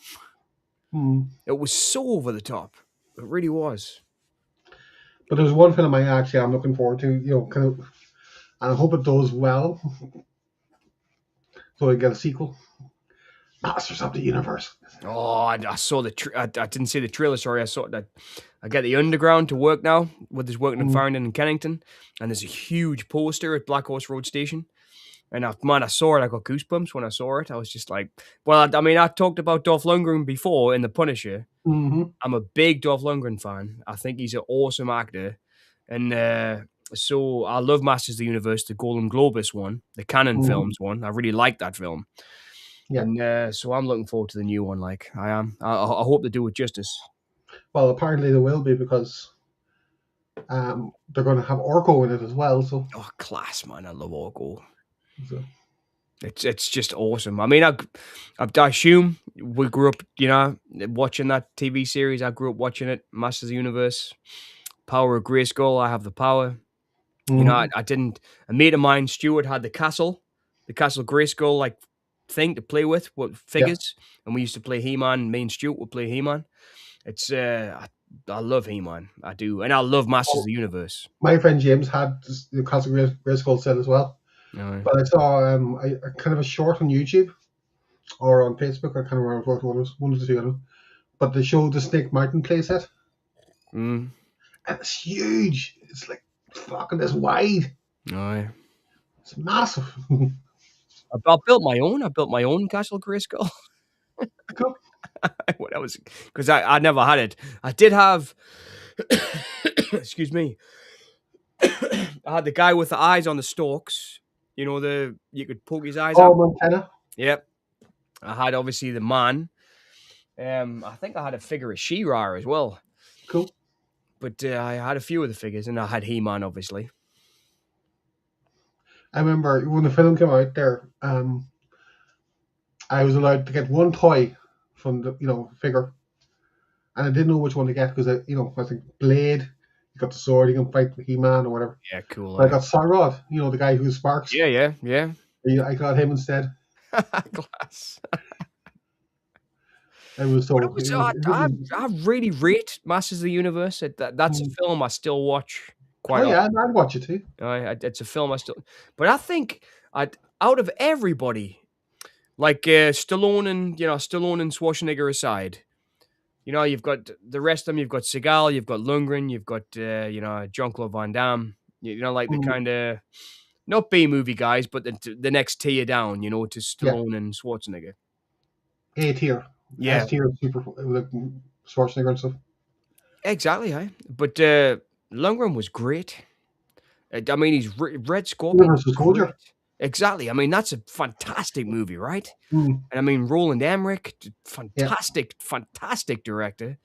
I mean, in my opinion, he's up there with. I mean, just because of his disaster movies, he's up there with the best, totally the best of like. I mean, he's got such an old school aesthetic to his films.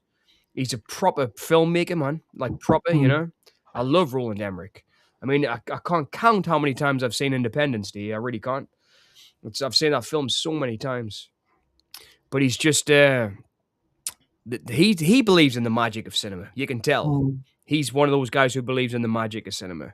And I mean, like The Day After Tomorrow is fantastic. I'm a big fan of 2012 with John Cusack and Yeah. Woody Harrelson. I really like that movie a lot. I watch that at least once a year. I love 2012. I think that's really good CGI. Like when he's in the limousine and he's going through the city and I mean, it's so over the top that it's world building, Yeah. because it's the whole world, and that works for me. That's when CGI works. And Emmerich, he's like, in a way, like Cecil B. DeMille or one of the old school filmmakers. He understands how to use the effects in the way that he did in the Ten Commandments. Or it's Yeah. William Wilder. Mhm. yeah, all those guys. I think he's like that. I do. I think Emmerich's like that.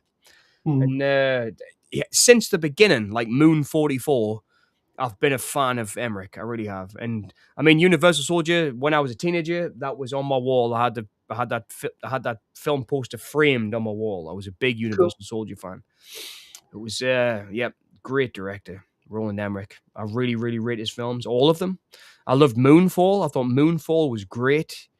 And for once, the nerd was the one that gave his life and saved the day, which was awesome in Moonfall. It was like the Yui ball of Really? action movies. Well, that's a Totally. statement and a half, Solitude. Yeah, it is. It is. Oh my god. Controversy! I'd say maybe it's the Yui ball of disaster movies. But yeah, Solitude. Well, you know how much I love Yui Ball. We did the stream about him, didn't we?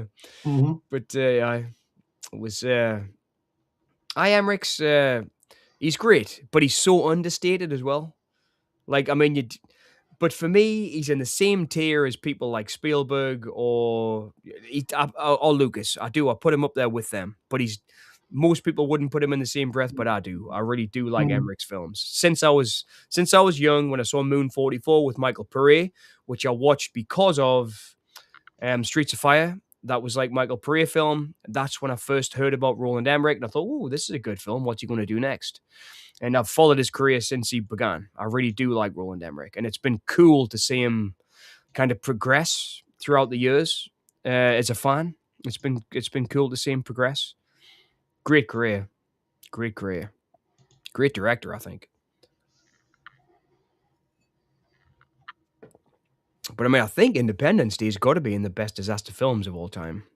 It's got to be. It's such a great film, and I think it's possibly one of Jeff Goldblum's best roles. I really like Jeff Goldblum in it. I think he's really good in that film.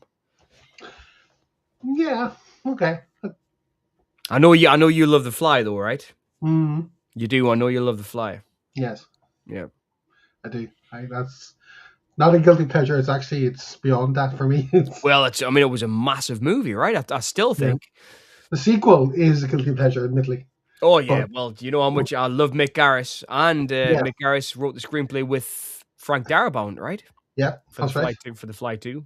And Hmm. Frank Darabont is another one of those guys who's a dark horse. I Yeah, mean, The Green Mile, Shawshank Redemption, The Majestic. He's a right. proper dark horse. The Mist. Frank, yeah, The Mist and Buried Alive. He did with Tim Matheson and Jennifer Jason Leigh. Oh man, that movie is awesome. Lucas is a terrible director. Oh, I don't know. He has good ideas for stories, but Perez got rid of those ideas.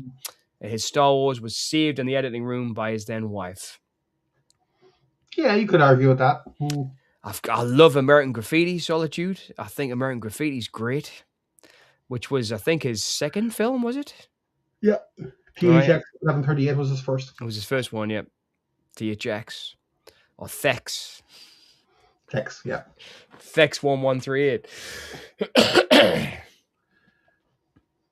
So what are you going to call this one, George? Oh, I know. I think of the weirdest name in the world. No wonder it flopped. Well, it's But in America, so it's American. Oh, And there's a lot of art, so it's graffiti. So yeah, American graffiti. That's a very loose, literal adaptation. But I, What but I depends if really you do thought rate about that. American Graffiti, though. I think American Graffiti is a great. I think that's, if in my opinion, Solitude anyway. That's his best film, American Graffiti. I mean, I know Star Wars is a masterpiece of science fiction, but I've watched American Graffiti. Hmm. I've watched American Graffiti more than I have Star Wars Well, throughout considering that throughout he the only last couple made of years. 6 films, like yeah, I suppose. Yeah, yeah, it's crazy, isn't it, to think they only made Hmm. 6 films. But he's written so many, like. But that was his plan all along. Hmm. I mean, I watched a great documentary a few years back about Zoetrope Studios. Hmm. So this is where you've got Spielberg, Coppola, Lucas, Yeah. De Palma's hanging around there as well. So's Paul Schrader. You know, they're all that kind of generation of filmmakers, and they were all kind of, Martin Scorsese was hanging around there too, and Coppola made some money from writing Patton. You know, put money into Thex 1138, THX 1138, and it flopped. And that was supposed to start Zoetrope Studios. It was a really interesting documentary about just those guys and how much Coppola actually helped Spielberg and Lucas and all that. Like, because he had a little bit of notoriety in the Yeah. beginning. He was a little bit older than those guys.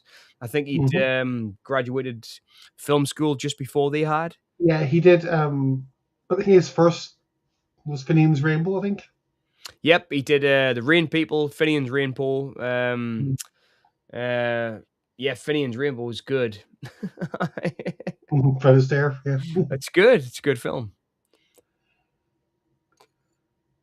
Patton was written by Oliver Stone. Really? I didn't know that. Yeah. And I know that Stone wrote Conan the Barbarian and Scarface. Yeah, he wrote Scarface. I think. Yeah. Yeah. But I I wrote think I'm not 100% sure, yeah. but I think he did. I just read his book recently, and he was talking about him literally like doing cocaine while he was writing it.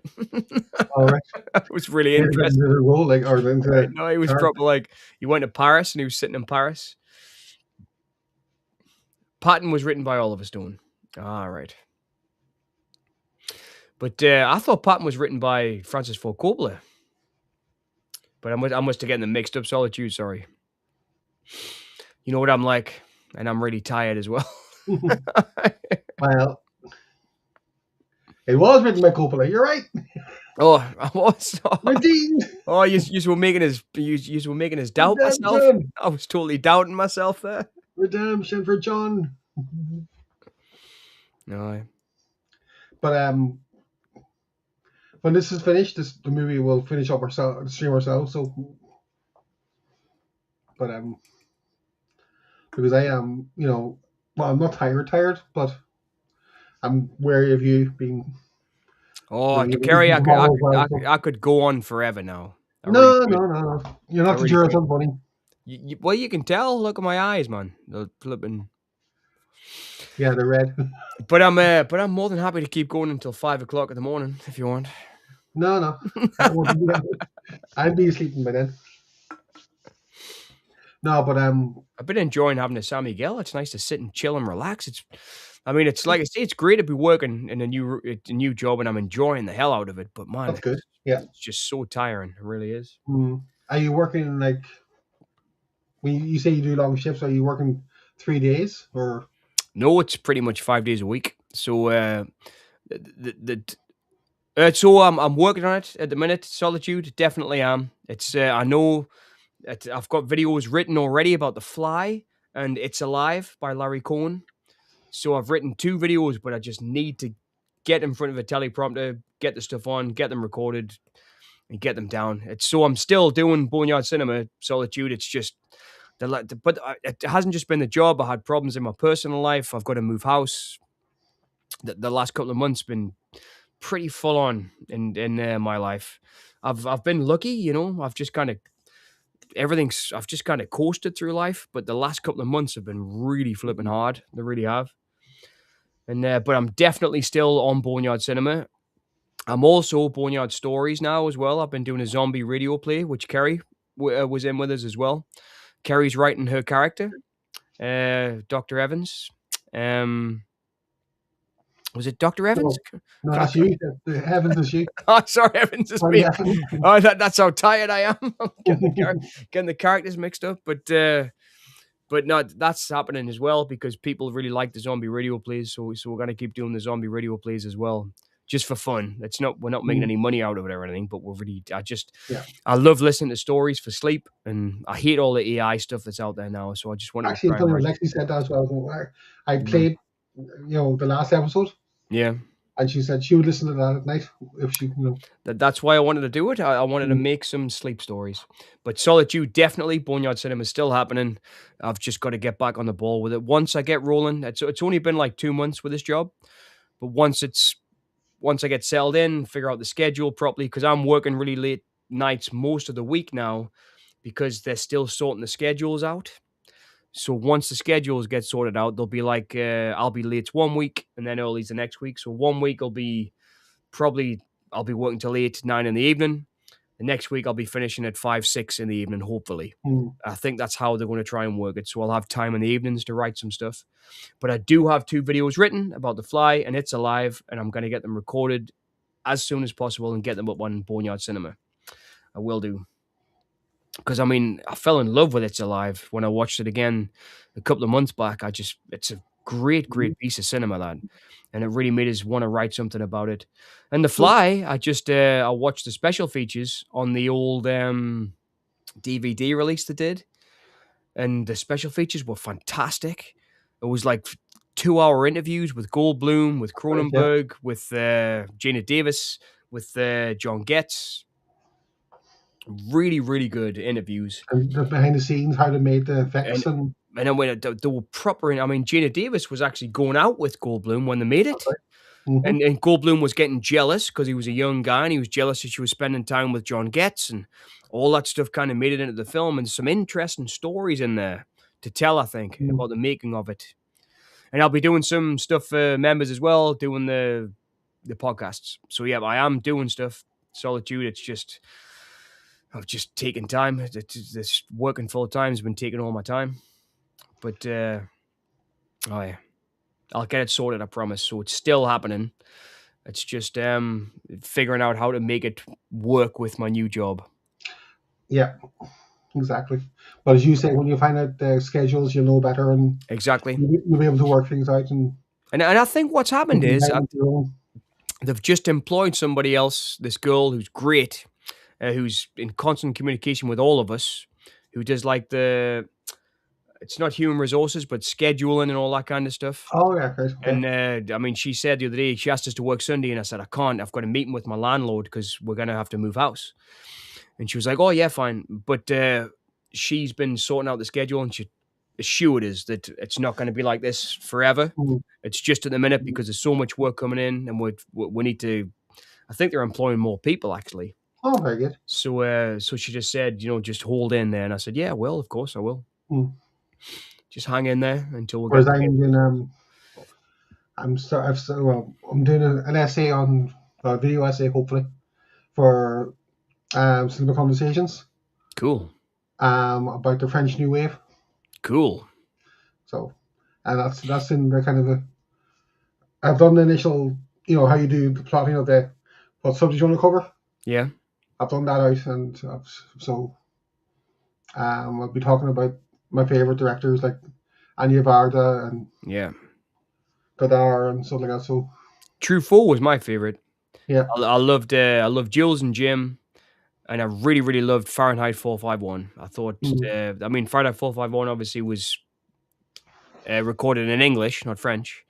yeah, But that was the first kind of movie that I saw of that new wave mm, that I really, really liked. I love Alain Delon's movie as well, yeah, the definitely. pool, the swimming pool. That's a really good movie. Samurai, Oh, Samurai's great, yeah, man. I love the Easy, Samurai. Yeah, it's an awesome film. Obviously, Breathless is yeah. just, but I actually like Jim McBride's remake better. The one because I'm a big All right. Richard. I think we've talked about this Solitude. In fact, haven't we? I mean, Solitude has spoke about this before. How much I love Richard Gere, and because he's one of my favorites. I think he's a great, great actor. And I just watched All Canada actually recently. Paul Schrader's latest film with him, masterpiece, phenomenal. The guy, the new guy who was in Wuthering Heights, Jacob Elordi, who played Frankenstein. He's in this movie too with Schrader. Um, really, really great. It Cool. was, I mean, Richard Gere was fantastic in it, so fantastic. But it's, I really loved the remake of Breathless. I thought it was fantastic, the Jim McBride one. I know that Tarantino loved it too because he ripped it off in Pulp Fiction. It's literally some of the Yes. shots are Yeah. shot for shot. Breathless, Jim McBride's Breathless. But I think Godard, I love The Weekend. Yeah, the Red Circle, the Yeah. Circle of Rouge. Yeah, it's The great. Yeah, second, yeah. yeah. That's right. It's French New Wave, From man. here, Melville, yeah. That's it. But I mean, And it's kind of your speciality, isn't it, Kerry? pretty much, yeah. Yeah, But I just wanted. I'm also kind of going to do a wee bit like Alan Rene and Jacques Demy and stuff like that. So, oh, but I can't really not talk about Jacques Demy when I'm going to Anya Varda. So, yeah. but I picked up there a couple of weeks back. What's it? Okay, I'm trying to think of what it is. I'll have to look it up here from my phone. What, the Cleo from 9 to 11, the famous one? No, no, no, not that one. No. I'll tell you now what it is. I think my favorite Agnes Barda film is Beach. I really like the Beach film she did. The beaches of Anya, or Yeah, I love that. I love that film. But it's the same with Godard. I mean, a lot of Godard stuff. I like his later movies much better than his earlier movies because he was just totally experimental later on, you know? mm, And I really like his experimental stuff later on. I mean, I really like the Sympathy for the Devil movie he did with the Stones. I think that's a great film. But I mean, The Weekend, obviously, is fantastic. But the Faces Places. Faces Places. But basically it's Anya's last film. Yeah. Um, but it's basically talking about her career and talking about Jacques Demy and stuff like that. Yeah. But Well, wasn't she going out with him? she was, yeah, she was, yeah. Yeah, She had I two thought kids she with him. was. So, Yeah. Oh, yeah. but she did a film called Jacques Dunant, Yes. Yep. which is kind of her tribute to him. Oh, yeah. But I picked up. Yes, he did Solitude. Yeah. But I picked up the Jacques Demy box set, and there's loads of extras on it. Yeah.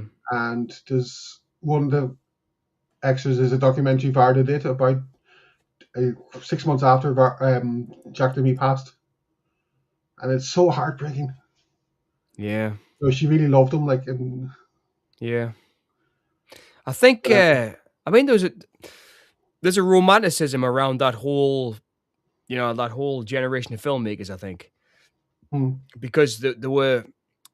I mean, for me, it's Truffaut. Like it is. I mean, I love Agnes Varda, I really do. But Truffaut was my favorite director in the new wave.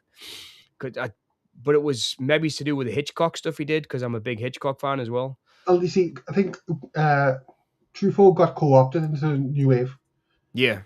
because he did 400 Blows in '59, Yeah. and then Fahrenheit 451 was 69. 66, I think it was. Was it 66? Was it? Christ. Yeah, I Mm. think so, something like that. It wasn't as late as '69 though, but he got co-opted. But he, the famous West Bank.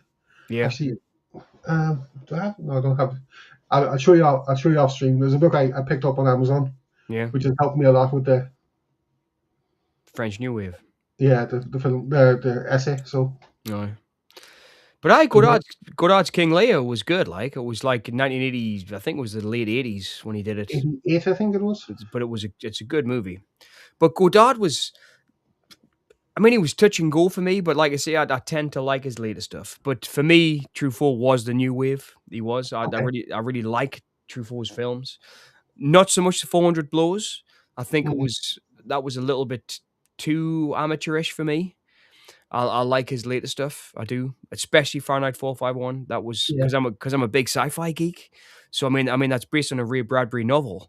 that's right. Yeah, So it was like I loved the fact that it was Ray Bradbury, and I remember watching. I mean, I remember the opening Christie and of the film where it's all the aerials on top of people's houses, mm, and I remember like it was yesterday. It was a film that I knew when I was watching it that it was different. And that's what got me into French New Wave was Fahrenheit 451. In fact, I think it might have been Kermode when he was on Mark and Lard did a radio show about it, and that's what got us into French New Wave was the Mark and Kermode on Mark and Lard doing something about Fahrenheit 451. But I loved it. It was, and in a way, I knew there was something different about it, and that led me to Jules and Jim, and then that led me to Truffaut and Varda and the rest of the mm, French New Wave and Melville and all that. yeah, But I mean, Bridget Bardot, who passed away recently, mm-hmm. I went back and watched.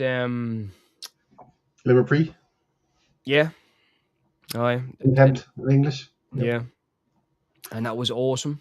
That is a good show. All right. Yeah. Yeah, it was awesome.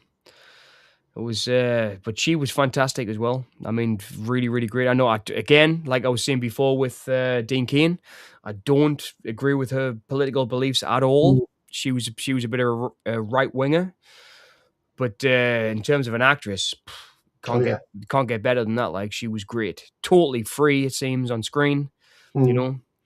And I mean, she did like 3 films with Melville as well, right? Didn't she? Yeah. Yeah. Something. Just Brigitte. I got an app on my phone that kind of.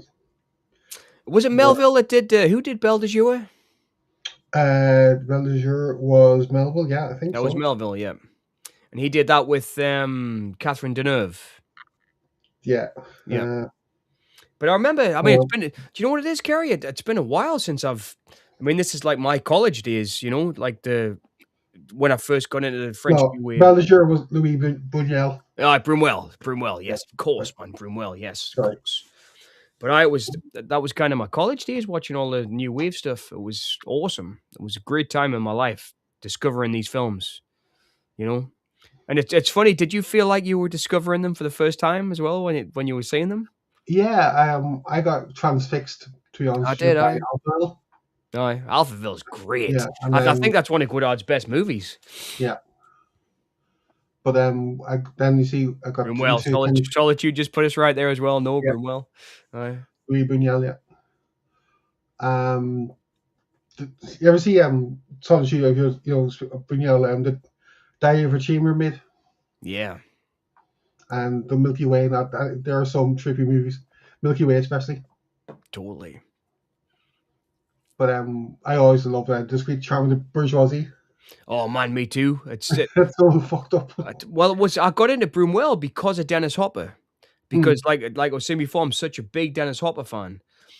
I was writing papers about Easy Rider when I was a student, and I was reading about Dennis Hopper, and Dennis Hopper said, "If you like my stuff, watch Broomwell because Easy Rider is totally inspired by Broomwell." Like, but he was telling me all these stuff, filmmakers I'd never heard of, and it was great. But I'll always be a massive fan of his.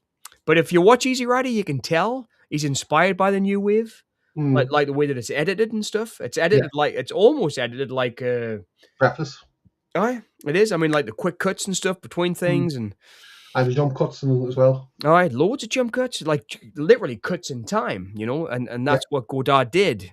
big time. I remember reading about him Yeah. when I was a student, and it was like he there was that great interview with him where he spoke about Bogart.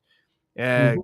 And he'd say, Bogart got in the car, drove to the location, got out the That's car, right. Yeah, went through the doors, got in the elevator, went up the elevator, walked out the elevator, went into the room. And he says, we can cut from the car to the to the room. elevator. we The room, don't need, yeah. we don't need the rest of that stuff in the middle. Mm. But that's the thing. You see, that's what they were. Well, Godard and Melville, to a lesser extent, were critics. Yeah, well, they all were, right? For Cahiers de Cinema. Not all the West Bank, So that like was true Varda, for. That was true for, right? yeah, Varda and Demi weren't. They were more artists. Yeah. Well, you can tell it's in the films, right? You Yeah, can tell it's in the films. Whereas Brumwell, Melville, Truffaut, they're more narrative driven, like yes, classic cinema, right? yeah. They definitely wore their influences on their sleeves. Yeah, Whereas Varda, she was more feminist, yeah. and especially I love Vagabond. Yeah, man, I know. She's a Um, great director. Like I say, this is going back when I was a student. I mm, saw her films for the first time when I saw them late. I mean, like I was a late teenager when I was watching Agnes Varda. I hadn't seen her stuff before then. I'd seen Broomwell and stuff, but I hadn't seen her films. And mm, a lot of them were like in the school library. They had her films in the library yeah. at the university I studied at. Well, we were encouraged to just get the box sets or Aye. DVDs or whatever we could get. So I happened to get the Curzon release. Did it? Man, I really want the Wim Wenders Curzon box set. I Mm, love Wim Wenders so much, and Curzon did all of his films together. that's right. Yeah. It's like, man, I mean, that guy to me he's magic. We talked about magic earlier on. His Hmm. films are total magic. It's just what a beautiful, beautiful filmmaker. I was watching Yeah. his film Tokyo Ga the other day, the documentary he made. It's so incredible. It's Perfect Days as well. oh man, His latest film. it's incredible. Perfect Days. It's one of those movies that like I mean, the other day, I was in the middle of London working this job. I had like, not very often, but sometimes I get like half an hour and grab a sandwich. So I went out and I was sitting in the only green area that I could find in the middle of London, sitting eating this sandwich. And I thought about Perfect Days, when he goes to the park and takes the Mm, picture of the trees when he's eating his yeah. lunch. And I thought, wow, man, totally just nailed a little part of my life there on film. It's incredible. Wim Wenders he's got a mind that's like I don't know because he does something like He's a lightning over humanist. water, yeah, totally, and then he does things like Alice in the Cities and the Mm, state of things, and I mean his films are mind-blowingly brilliant, like they really are, and it's like the flip side to the other German, Werner Herzog. definitely. He's like the flip side to Herzog. Herzog's all about chaos and craziness and he's all about the small things. Wim Yeah. Wenders, he's about the little things in life. Yeah. You know, Just appreciate every day, and uh, I think that's what I got from a lot of his work. Oh, it's beautiful. And I've, And I know it's not the same, but he did Buena Vista Social Club. oh, I love it. Yeah, I love That it. was I've on got as a this. I've got soundtrack. this. I've got the soundtrack on vinyl. Yeah, I know I have it on CD. Oh, it's great. And then I picked up a couple of weeks back, well, maybe about actually 10 weeks ago now at this stage because I haven't watched it yet. What was it called? End of the world. No, In the Yard. Oh, aye, cool. Aye. Where there's talking about how Buena Vista is about Cuban music, Yep. In the Yard's about Jamaican. Yep. He did Painter as Oh, well, which is about ballet and dance and all this. yeah, He's so great. He really is. It's like, I mean, he did a film called Don't. Did you ever see Don't Come a Knockin' with Sam Shepard? I've heard of it. Yeah, Oh, I haven't man, seen it's it. incredible. It's an incredible film. But he was always. I mean, I know we're talking about what he's not French New Wave, obviously. I think No, him and Herzog and a few others are like German New Wave almost, aren't they? It's like they came around in the late '60s, early '70s. yeah, well, Herzog was late '60s. Yeah, Yeah. yeah, I suppose Vendors was as well. Yeah, Yeah, he was a hippie. I mean, he was a Mm. hippie. Like obviously, we won't go into great detail, like for the reasons why German cinema wasn't the best, like for a certain period of time. But the German expressionists was we talked before about their Gollum and stuff like that. Oh man, it was. I probably Uh, I've probably mentioned. Have I? There was a friend of mine at when I went to college, Ryan Simpson, and we watched in class. We watched Cabinet of Dr. Caligari. This was in hmm class, so a teacher actually showed it to us. And then me and Ryan like kind of said, "Can we stay here and watch that again?" It was mind blowing. Yeah. It was just so mind blowing that it was. I mean, the first film I ever did, The Freedom Room, is totally inspired by all that. I mean, the sets don't look real. You know, Mm. they're inspired by like kind of television fake sets, and that was a huge thing. I mean, There's a German friend of cinema. mine I went to school with in primary school. Yeah, Um, he's Irish, but his mother's German, and I don't see him as often because he's now living in Belgium. But yeah. I was talking to his mum about maybe 3 weeks ago, in one of the bookshops in town, and she was saying like what I see you have a YouTube channel. Do you talk about whatever? And I said, yeah, we talk about all types of cinema and whatever. And then she said, what do you think of Murnau and Vina and and all that? And I said, I love the German expressions, and all that. And then she said, well, what do you think of Rossellini, Roberto Rossellini, and the Italian, realism and all that? And I said, yeah, I love the Sica and all. And we could have talked for hours, the two of us in the shop, like, Oh yeah. 'cause, she's like, she's maybe, I think she's in her late 60s now. But we could have talked for hours. But Just loved cinema, right?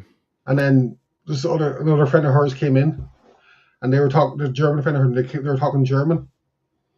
So I said, because I lived in Germany, I can speak German. So I said to him, see you whenever, And her friend looked around and was, sprechen Sie Deutsch? And I was like, ja, natürlich.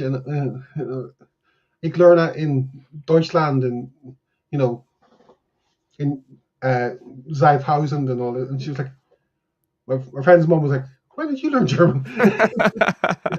When did you go to Class. Germany and all this?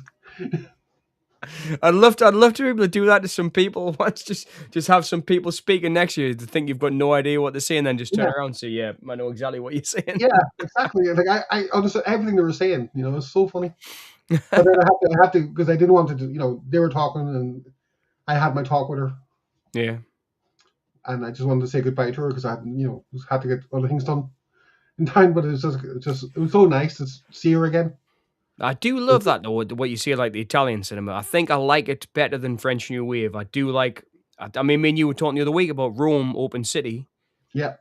which is like Mussolini, yeah. only the second time I'd ever seen that movie, and it blew us away. I mean, totally blew us away. I mean, And Russ then there's Blaney. No, yeah. Germany Year Zero. Yep, it was kind of a trilogy he did. Yeah, the War Trilogy he called it. No, yeah.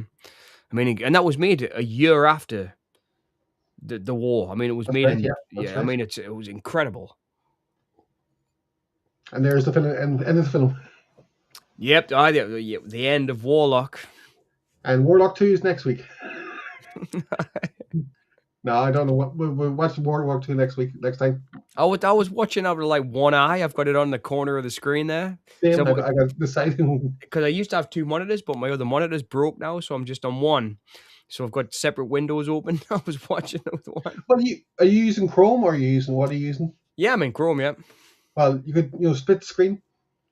I like it like this. It gives us the ability to move the screens around wherever I want them. Ah, right, okay. Well, that being said, we'll say good night to Solitude. Thanks for joining us, and thank you for our other guests, whoever they were. Hope you enjoyed the stream, and I we really shall. enjoyed it. I did. We Do, shall do, do you want to do like another half hour or something? I was really enjoying it.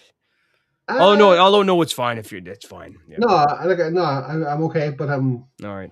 just going to say good night because I'm just worried about about yourself because you've got your meeting tomorrow with your landlord. So Well, you can see my eyes are getting like little dots. yes, okay. Thank you, Solitude. And we shall see you in the next Cheers, one. Solitude. It's been great to see you. Flipping. And smash that like button. I smash that like button. And subscribe if you haven't done already. But we'll be doing them. Obviously, we'll be doing them more often now. I'm sorry we'll miss the last couple of weeks, but Oh no, it's okay. It's okay. I've just been absolutely knackered. It's fine. You have a good reason. Oh, yeah.